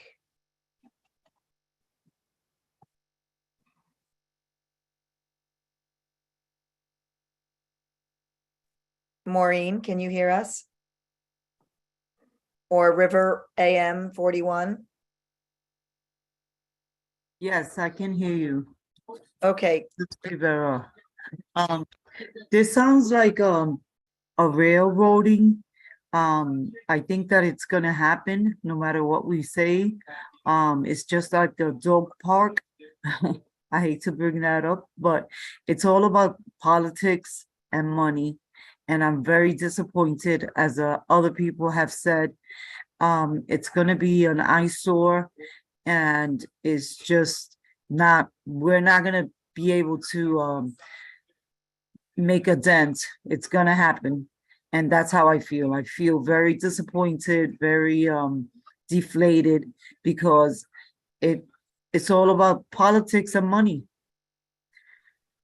And so, Bryce, I want you to be very transparent with us, because it's I don't know what to say. If I feel like we don't have a voice. Thank you very much. And I'm glad you brought your voice today, but don't count us out yet. I wouldn't count us out yet. But Well, thank you. But I think your feeling of frustration is what a lot of people on this call is Yes. feeling after we saw some of those. So your comments are noted. Maureen, can you hear us now, or can you work your Zoom that you can talk? I don't want to lose Maureen, but I don't know if it's working. Janine. Oh, I'm asking her to speak, removing the mute button. It doesn't look like she's muted. Maureen, if there's something maybe wrong with your connection or computer, you know what you can do? You can email us your comments and we can factor it into our considerations, if that's okay. Yeah, I don't know if Maureen is, I know she's there because I see the hand going up and down. Yeah. Oh, she just signed off. If she gets back on right away, I do want to hear from her since she waited for so long. Oh, she's on, but not. And she just raised her hand again, so I don't know how you want to. Promoting her panelist, Maureen, you have to accept to be promoted. If not, I'm giving you permission to speak as well. Okay, Maureen, I'm unmuting you. Oh, I can't do that. Oh, let me try. We'll give it one last try. I'm asking her to unmute. Muting. Ah, Oh, there you are. yes, we can. Hi, my name is Maureen. I'm a Penn South resident, and I think part of how we got into this whole mess is because we didn't pay attention when we built this fine city of ours to what nature had here in the first place. We lowered hills, we filled in ponds and things. And I want to know, if you build a wall or whatever you build, what kind of effect is that going to have on like wildlife? You know, and I know you say, oh, it's an urban area, but no, there is wildlife here. We didn't know like how many birds were surrounding us until the pandemic, when we all shut up, you know. And you know, I worry about that, you know, that like we could be doing even further damage to the non-humans that share this island with us. And I also had a question about, does it have to be like one or the other? Could you like have like maybe a piece of a wall and here and a piece of a wall? No, it's not a wall then, never mind. But I do worry about, you know, the ecological effect of it, you know. I mean, and, you know, I saw there were, I haven't been down, I'm disabled now, so I haven't been out of the area much, but years ago when I was down on Governor's Island, they were building hills to, you know, to stop a storm surge. And I mean, I know if the space is limited, you can't build hills everywhere, but they look better than walls, and they're probably more ecologically better too. But I don't know if I'm just dreaming here or what. But anyway, thank you for listening to me. Thank you, Maureen. And just so you know, I've been on some of these Zooms about this topic, not for CB4, but citywide, and your ecological concerns are not limited to just, other people have brought that up as well. Yeah, and I see that, I don't know if it's a city or who, is like restoring oyster beds in the river and everything. And there's an important estuary, not only to the city of New York, but to the natural world as well. Anyway. Thank you, Maureen. Thank you. So I want to thank Matthew and Rodney and obviously Bryce, and I see Cheryl is on also from your office. But like I said, I know you guys are making the rounds. Thank you so much. Our pleasure. It's very Thank much you. appreciated on short notice too. Nonsense. Thank you for having us. Okay, and we'll be in touch. I'm sure you will. All right, thank you guys. Have a great one. So, as he said, we have a long comment period.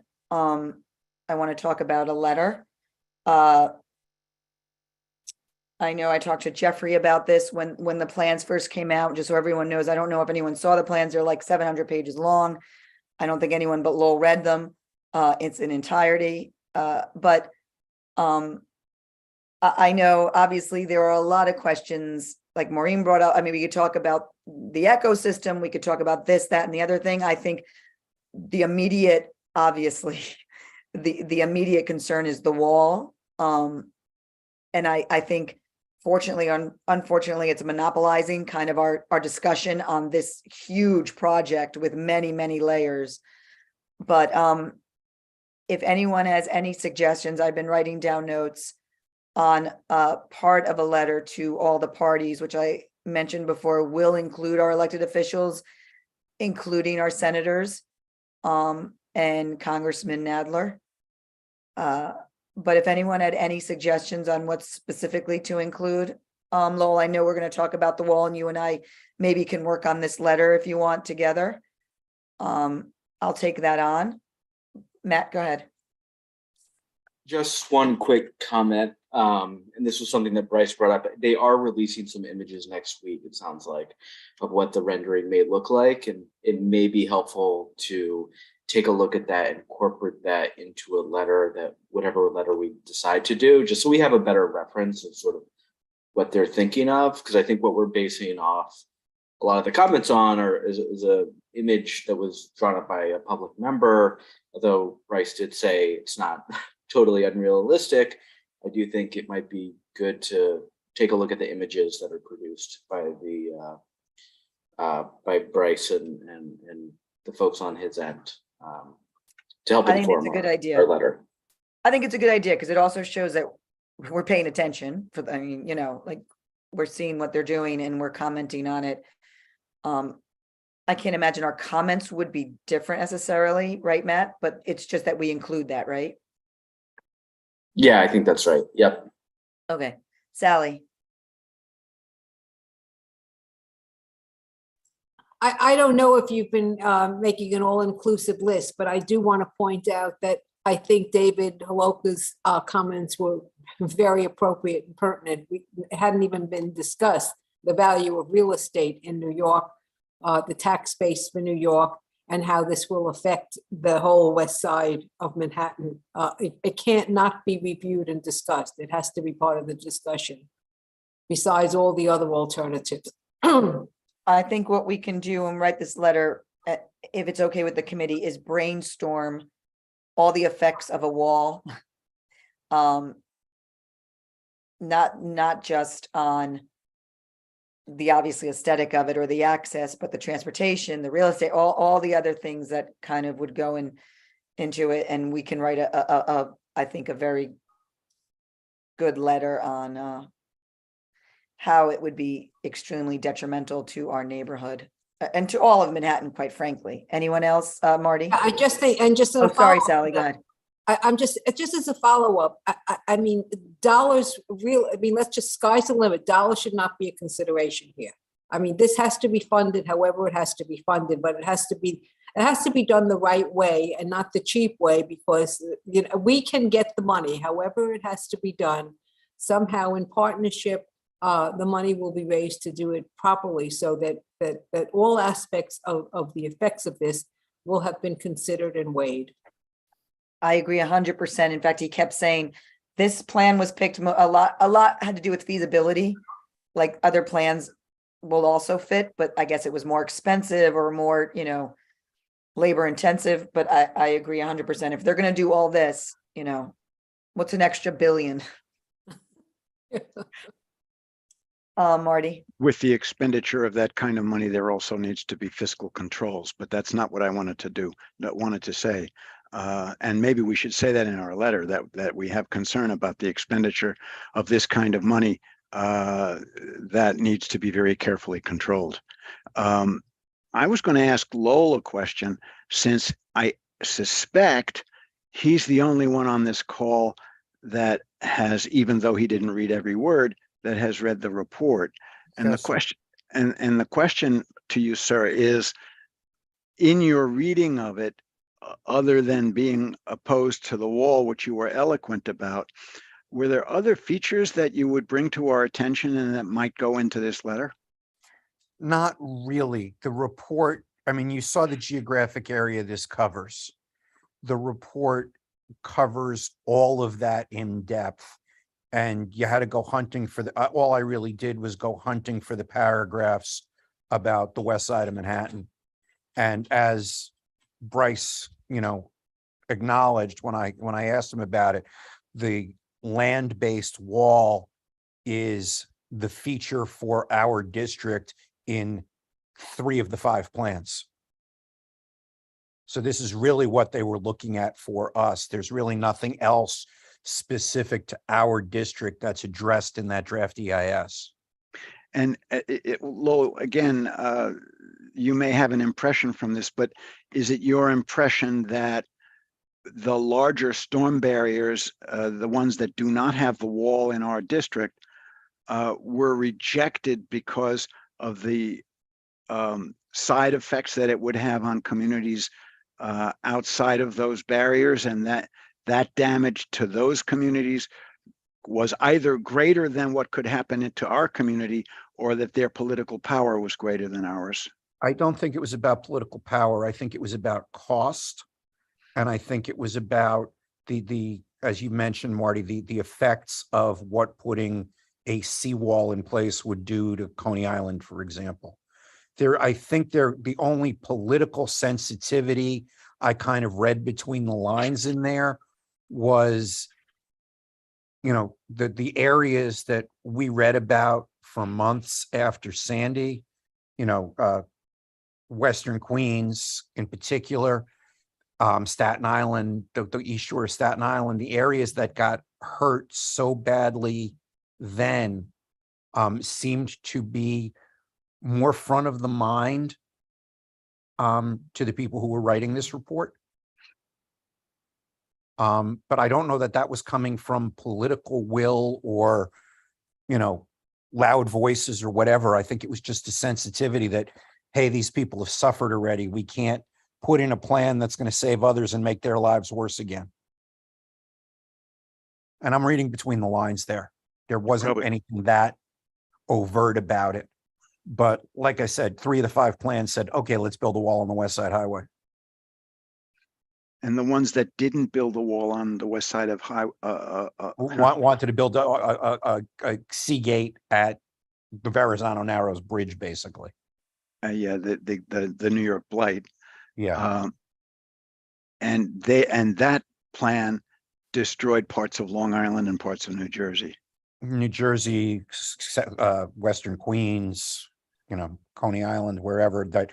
I mean, think about it. The amount of water you're going to come having hitting that wall, it's got to dissipate and go somewhere. It's not going to go right back where it came. It's going to go out to the sides. Right. Dan's smirking. No, you're on mute still. Thank you, Lowell. I read the report as well. And I'm sorry. I didn't know that. I did. The people in most of the complaints about those barriers, offshore barriers, came from people who live along Long Island Sound, past the Throgs Neck, Connecticut, and so on, and mostly they were, and this goes back about two or 3 years when the initial their interim report came out in 2019. And this became an issue when there was a meeting that Bryce hosted in Great Neck to explain it to them. And a lot of what it's mostly based on fear. Their reaction to it was mostly based on fear. The amount of extra flooding, according to the Corps, is 6 inches. And that's only in a few places east of Throgs Neck. And so it's a question of whether an additional 6 inches on top of 13 feet is something that people really have to worry about, or whether it's enough to, I mean, the actual fact is that it's not that the water has to go somewhere. It's just that the height of the water is a little bit higher, 6 or 7 inches.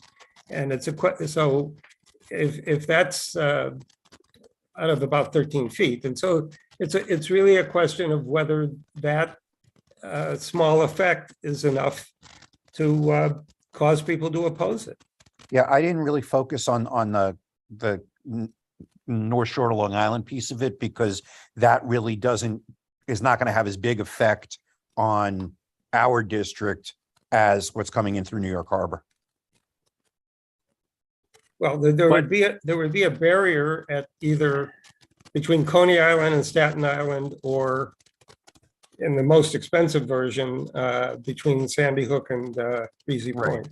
Why don't we, guys, because we still have another agenda item. Lowell, I'm sorry. We still have another agenda item. I know we can talk about the other boroughs and stuff, and that's. No, may I say this? It's interesting to know that something about the effect of storm barriers on other communities. However, I don't think it should affect our letter at all.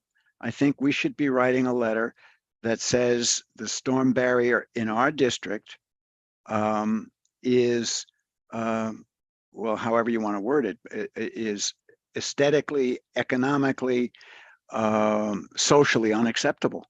And knowing that it's only 6 inches somewhere else as opposed to the 4 feet that's in Lowell's building is nice to know, but it shouldn't be part of our letter.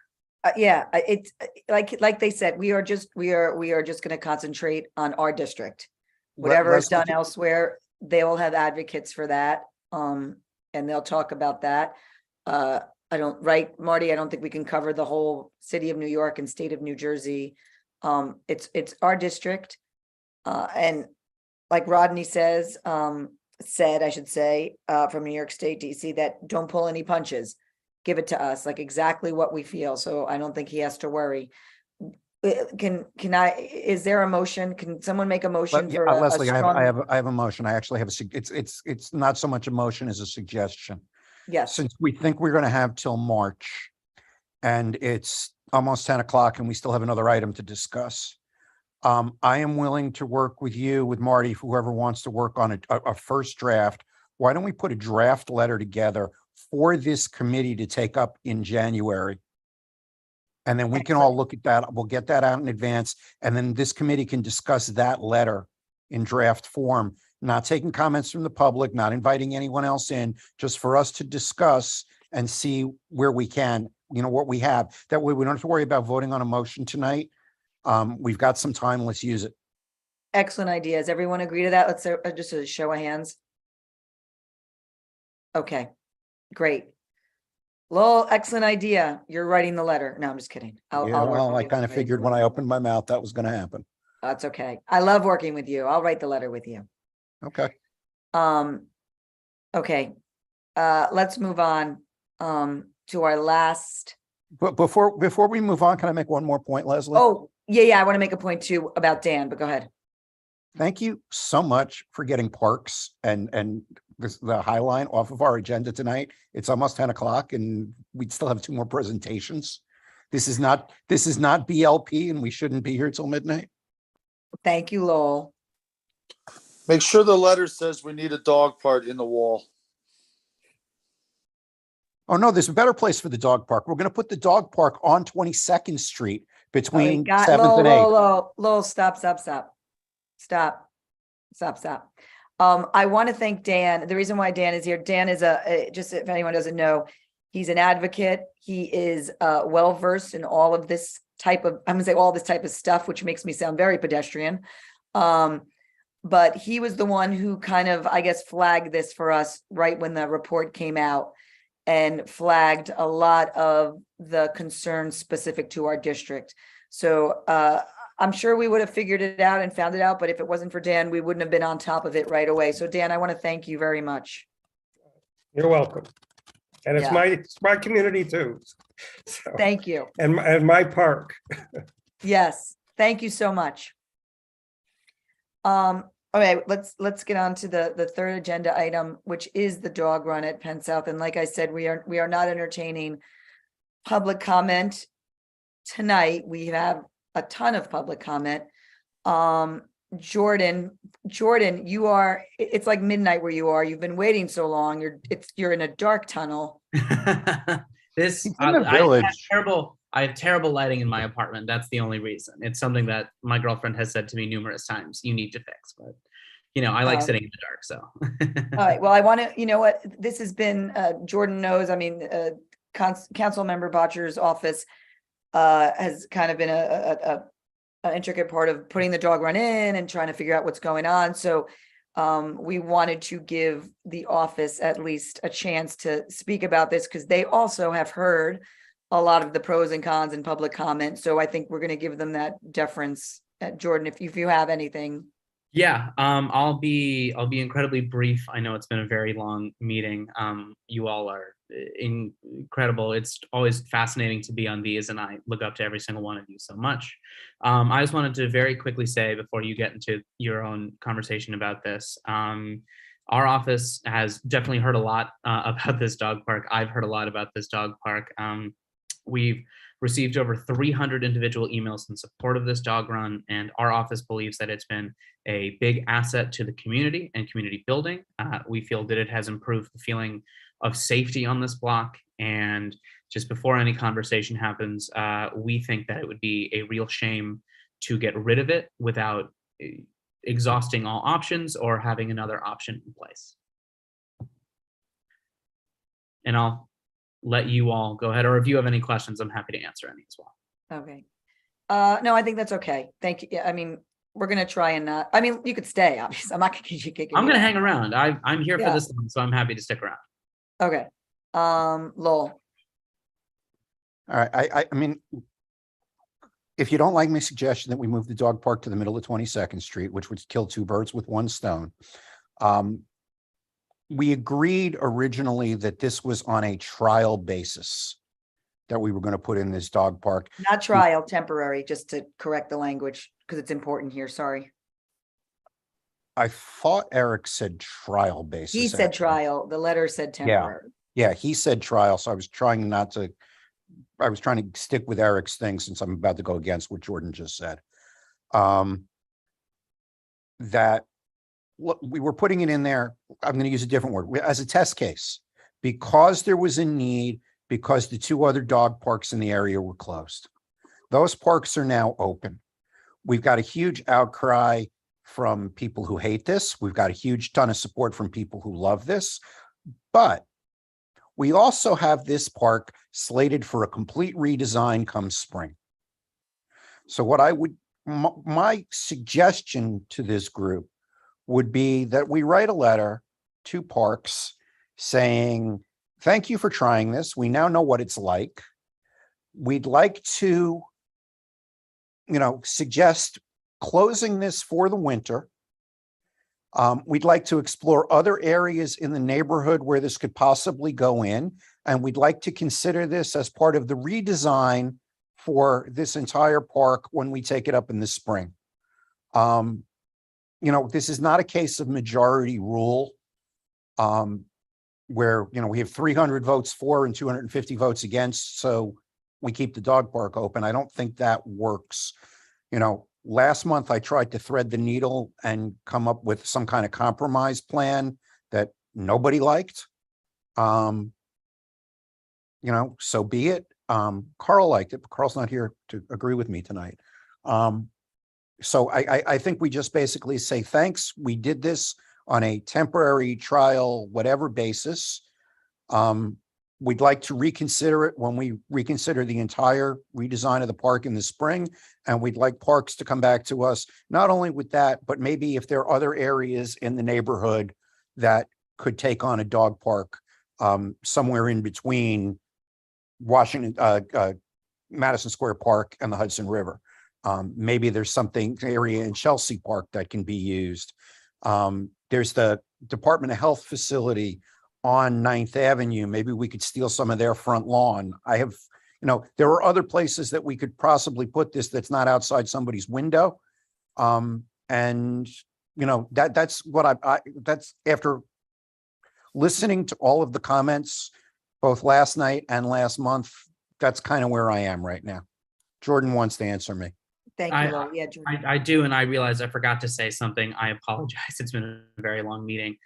We do, I know I mentioned, without having other options in place, we do have meetings scheduled with the chairs of this board, with the Parks Department, to discuss potential alternative sites or what else can be done as well.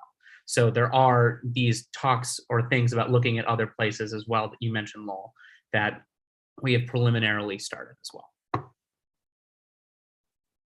That's my only other comment. I'll shut up now.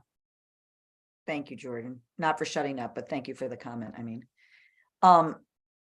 Lowell, I'm not going to ask you if that's a motion yet, only because Sally and I'm not David sure. have I'm their- not sure it was a motion yet, Leslie. It was a suggestion.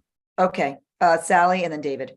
Okay, yes. So I agree with Lowell's suggestion. It is something that we talked about. It makes sense because the timing just works because that's where we are. And there are other options that can be considered. I'm not sure what Lowell was referring to in terms of suggestions. I know that I spoke about it and I think Lowell and I were on the same page.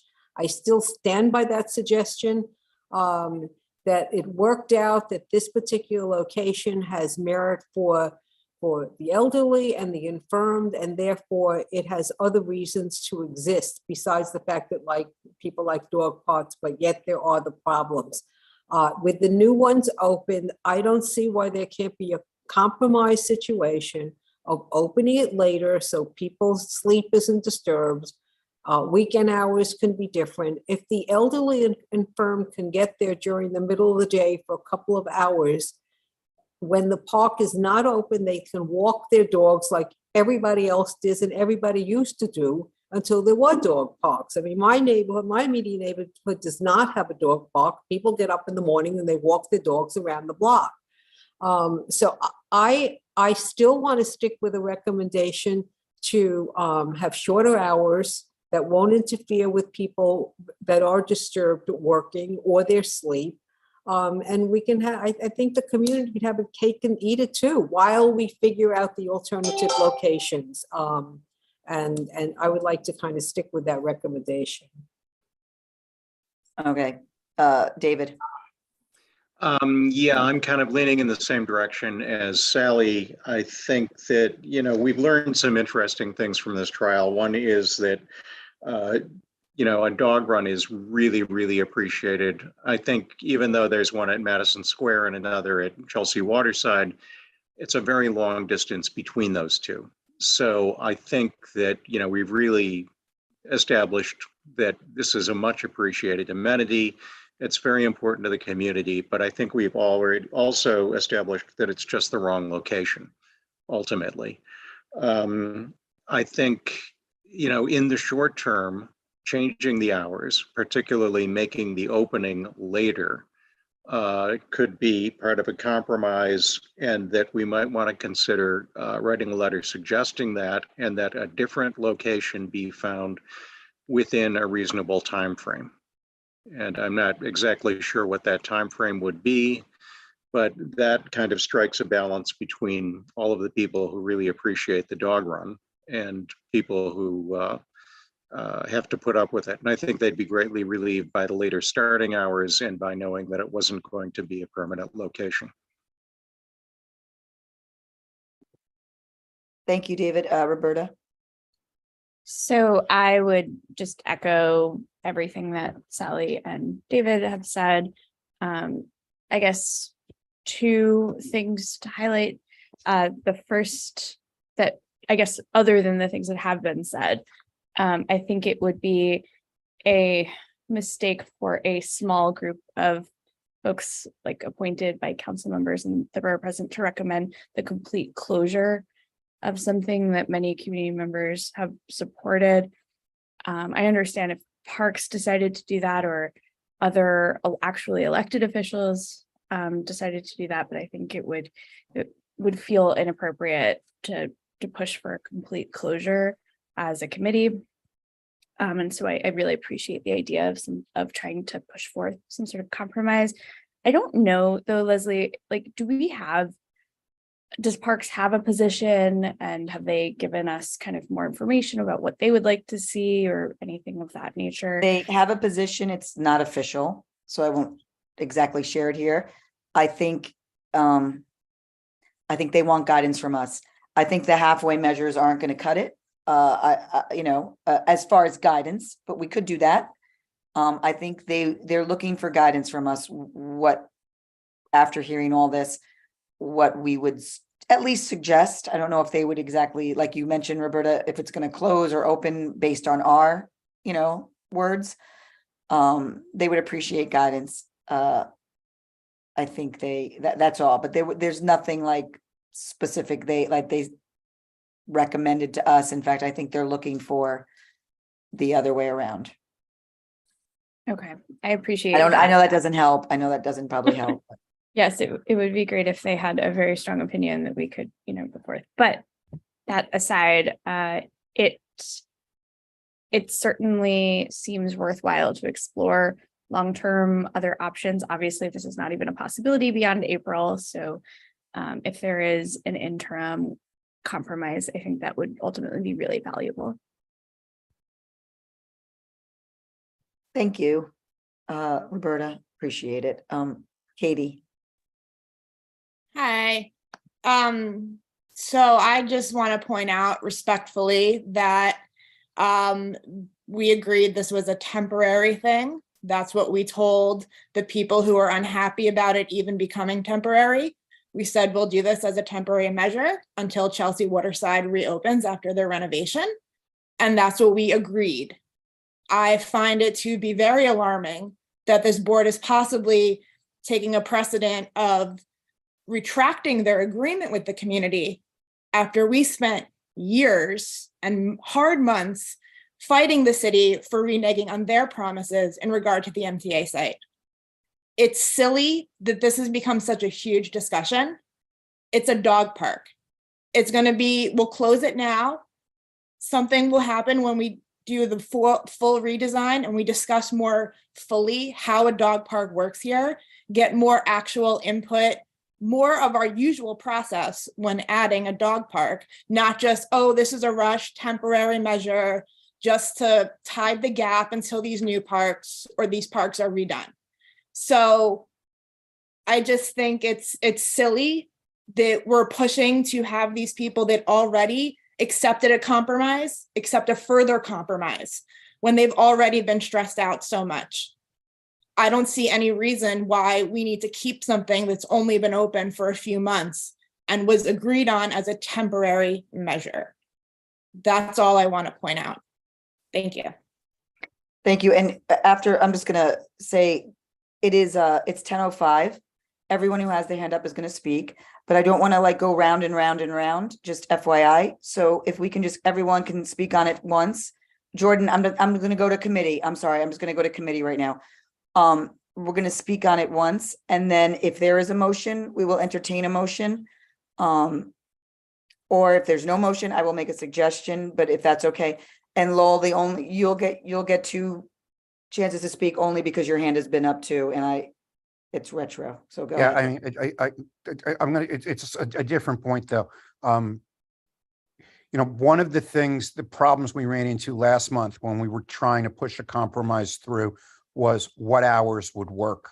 I'm hearing people suggest now, well, open it later so it doesn't disturb people in the morning. There were people who were saying, I need this early in the morning so I can take my dog there before I have to leave for work. And there were people who work from home in Penn South who said, I don't want it there during the day because I work from home and the barking all day in the middle of the day drives me crazy. So if we're doing this as a compromise, there's no compromise on the hours. Whatever hours we pick are making people unhappy. And that's kind of how I ended up with, let's just can it for the winter and start over again in the spring. And respectfully, Roberta, I think it is our job to make this suggestion. Thank you, Lowell. Marty? I agree with Lowell's original statement and original letter. His original letter said something like, we tried it. It was proposed as a trial. It has disturbed nearby residents. The other parks are now open.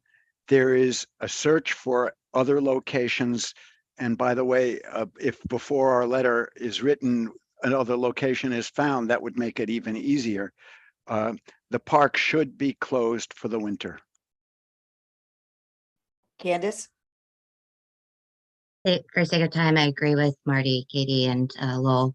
We agreed, we wrote the letter. I've read it many, many times, and it said it was just temporary. Once those 2 parks opened, we were going to shut it, and I don't want to go back on our word from this community. So, Matt? Thanks, Candace. Sorry, I'm not trying to rush you or any. I'm just getting through. Matt? Yeah, I just want to, so I wasn't part of the, I think, initial letter about it being a temporary site, although I understand that that's what was said. I do think during sort of this period of it being temporary, we have received a lot of support for this park. And so there should be some evaluation of what's working, what's not working. And if there was a way to modify, and I hear what Lowell's saying, that it's hard to figure out the timing of this, but if there was a way to adjust those hours so it's not a disturbance to people early in the morning, but it could open slightly later and keep the park open while we look for alternative sites. I just think it's been something that has worked, but it has certainly caused some problems with the noise early in the morning. I don't know if that's something that parks would agree to at the end, but I would hate to see, I think it's going to be the winter time. It might not be used as heavily during the colder season. So I would like to try to find a way to modify the timing of the hours if possible while looking for alternative sites. Thank you, Matt. Gwen, you had your hand up and you just took it down. Do you want to speak? Well, I could. Yes, I ditto to the people who think we shouldn't break our agreement with the community. I think that would be a really bad thing to do. But it's obvious we really need a dog park. So anything that would further that idea for the people in the area, that would be a really good thing to have as well. So I know we don't get to necessarily, but we could work in that direction. Thank you. Thanks, Brad. Years ago when they were working on, I think it was like 33rd and 10th, with all the construction at night, the developer paid a bunch for soundproof windows. And I'm just wondering, in this case, Eric Botcher has discretionary funds. Is that something that could be looked at to soundproof some of those windows? I don't know if that legally could happen coming from the city, but I'm just wondering. I don't know if that's a plausible. I mean, it's a good idea to soundproof. I just don't know in this case if that's something the board would advocate for. That sounds like you're putting new windows in Penn South. Yeah, you're gonna run into huge problems with the Penn South board. It's not, yeah, I don't think it's doable. Jordan, if this is a pitch, like, we get it, but okay, go ahead. No, it's I just wanted to directly respond to what some people had said. Katie and I think Gwen, you mentioned what the initial promise to the community was. I want to just read the final paragraph from the letter from May, the only official letter from the community board to the community, to our office and to the Parks Department on this. And it says, quote, "We expect you to be willing to make adjustments to the operation of the dog run based on further community input. Additionally, once the dog run reopens at Chelsea Waterside Park, MCB4 expects that the Parks Department will return to the committee to discuss the future of the trial dog run and other permanent uses." All right, Jordan, we get it. We get it. We know the spirit of the letter. I'm sorry. I watched all of the last month's meeting, and it was as frustrating as it was, I'm sure, for you guys to be there. Sometimes it was frustrating to watch from afar. I hesitate to give my 2 cents, but I will give my 2 cents a little bit. And it's full disclosure. I have a dog. I use a dog park. I love my dog. I love dog parks. I wish there were like 50 dog parks. I wish there was a dog park like right on my block. So that being said, people know where I'm coming from. I think dog parks are a huge amenity. I think they're great. I do think what Katie says has a lot of value. That if this was an agreement we made, that it was temporary. And Jordan, I know what you're saying, but the title of the letter says temporary dog park. Sure, but I just wanted to correct the record that it Yeah. doesn't say trial. No, I understand. So there's a lot of things we could talk about. The one thing I will bring up is when this dog park went forward, it was rushed through, right? So there was no public comment really. There was no checks and balances like any other amenity would have. There's no running water. I could be wrong with that, but I think there's no running water that dog parks must, if it's a dog park, they have. And we understood that, right? As a committee, we understood that at the time because we wanted to help out when the dog parks were closed.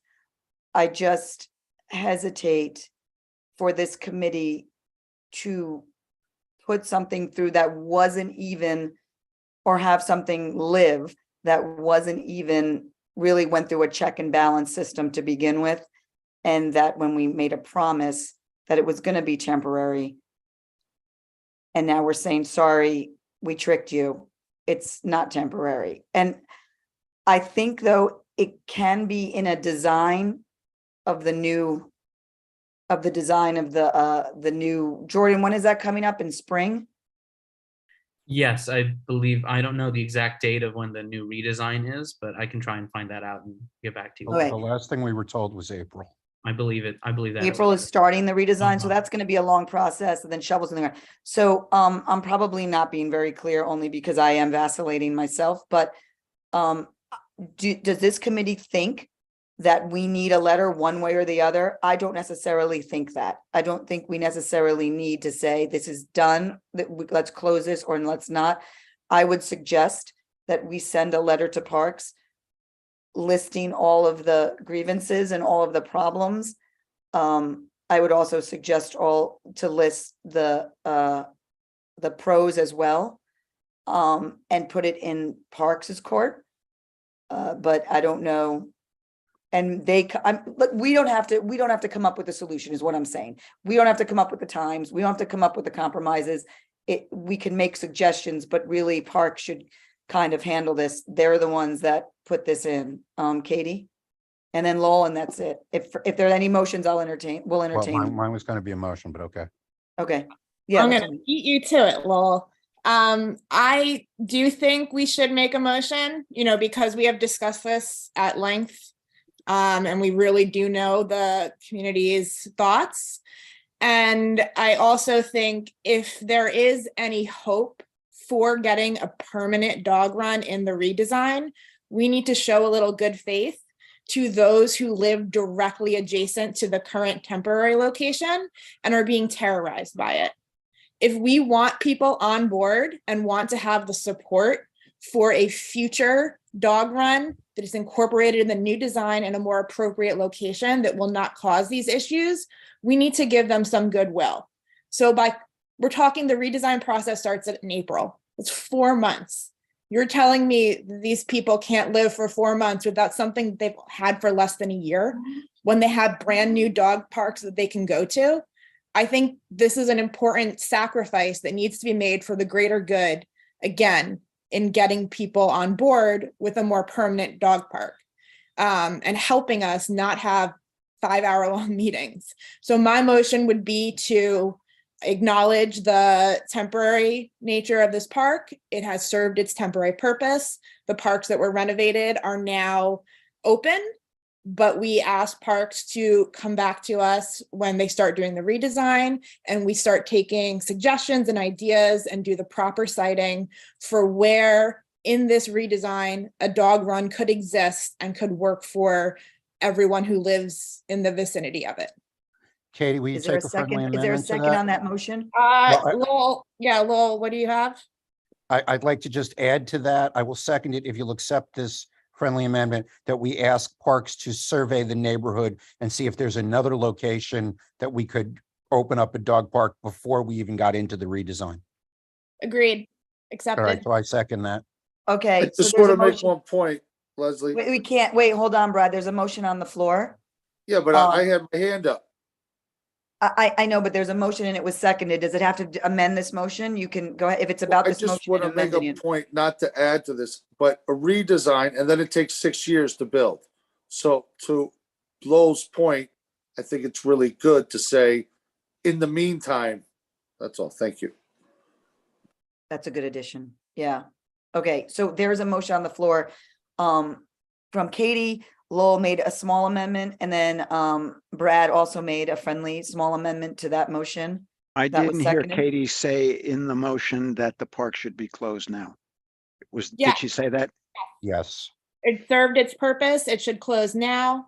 And we reevaluate. And as Lowell and Brad said, also do a survey to see if there could be a suitable location that could open before the redesign. Okay, Brad, can you put your hand down? Because we're going to take a vote and I just don't want to get. Thanks. All in favor of the motion?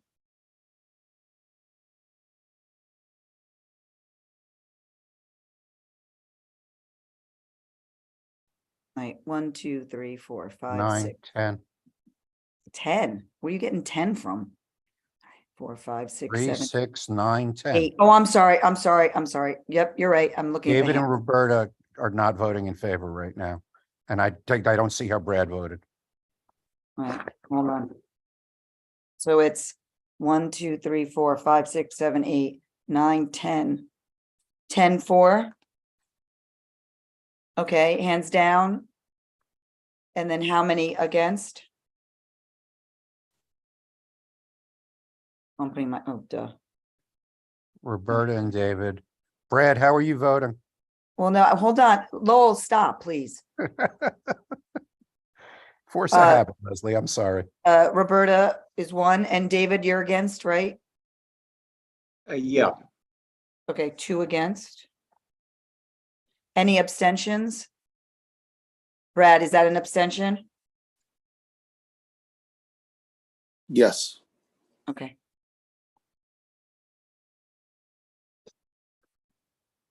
Okay, so the motion passes. That's what we'll do. That's what we'll do. Thank you to everyone. Katie, do you mind writing the letter? Sure, if Lowell Since you made the motion?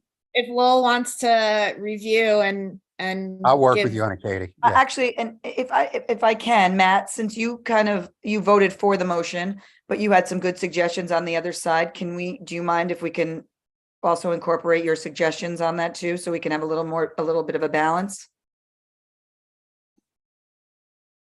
Sounds good. Yep. Okay. Okay, so 10-2-1, Janine? Yep, I got that. Thank you. Okay. So, guys, thank you so much. You guys, I mean, you went through 2 months of this and you really thought about it, and it's much appreciated. Know that we're going to get it one more month, Leslie. I When this know, letter it's gonna comes go to full full, board, and we're I'm going to get it sure- again. And Katie, you can present at full board. Sure, why not? So guys, thank you. Oh, we have new business. Is there any new business or anything anyone wants to talk about right now? No one wants to push it to 10:30? I'm kidding. I said we could put the dog park on 22nd Street. You didn't like it, Leslie. Well, I'll talk to you about it later. All right. Move to Okay, adjourn. guys. Thank And you. Anyone charging second that? stations. Guys, Good night, everyone. thank you for a great meeting, a really solid meeting. Bye, guys.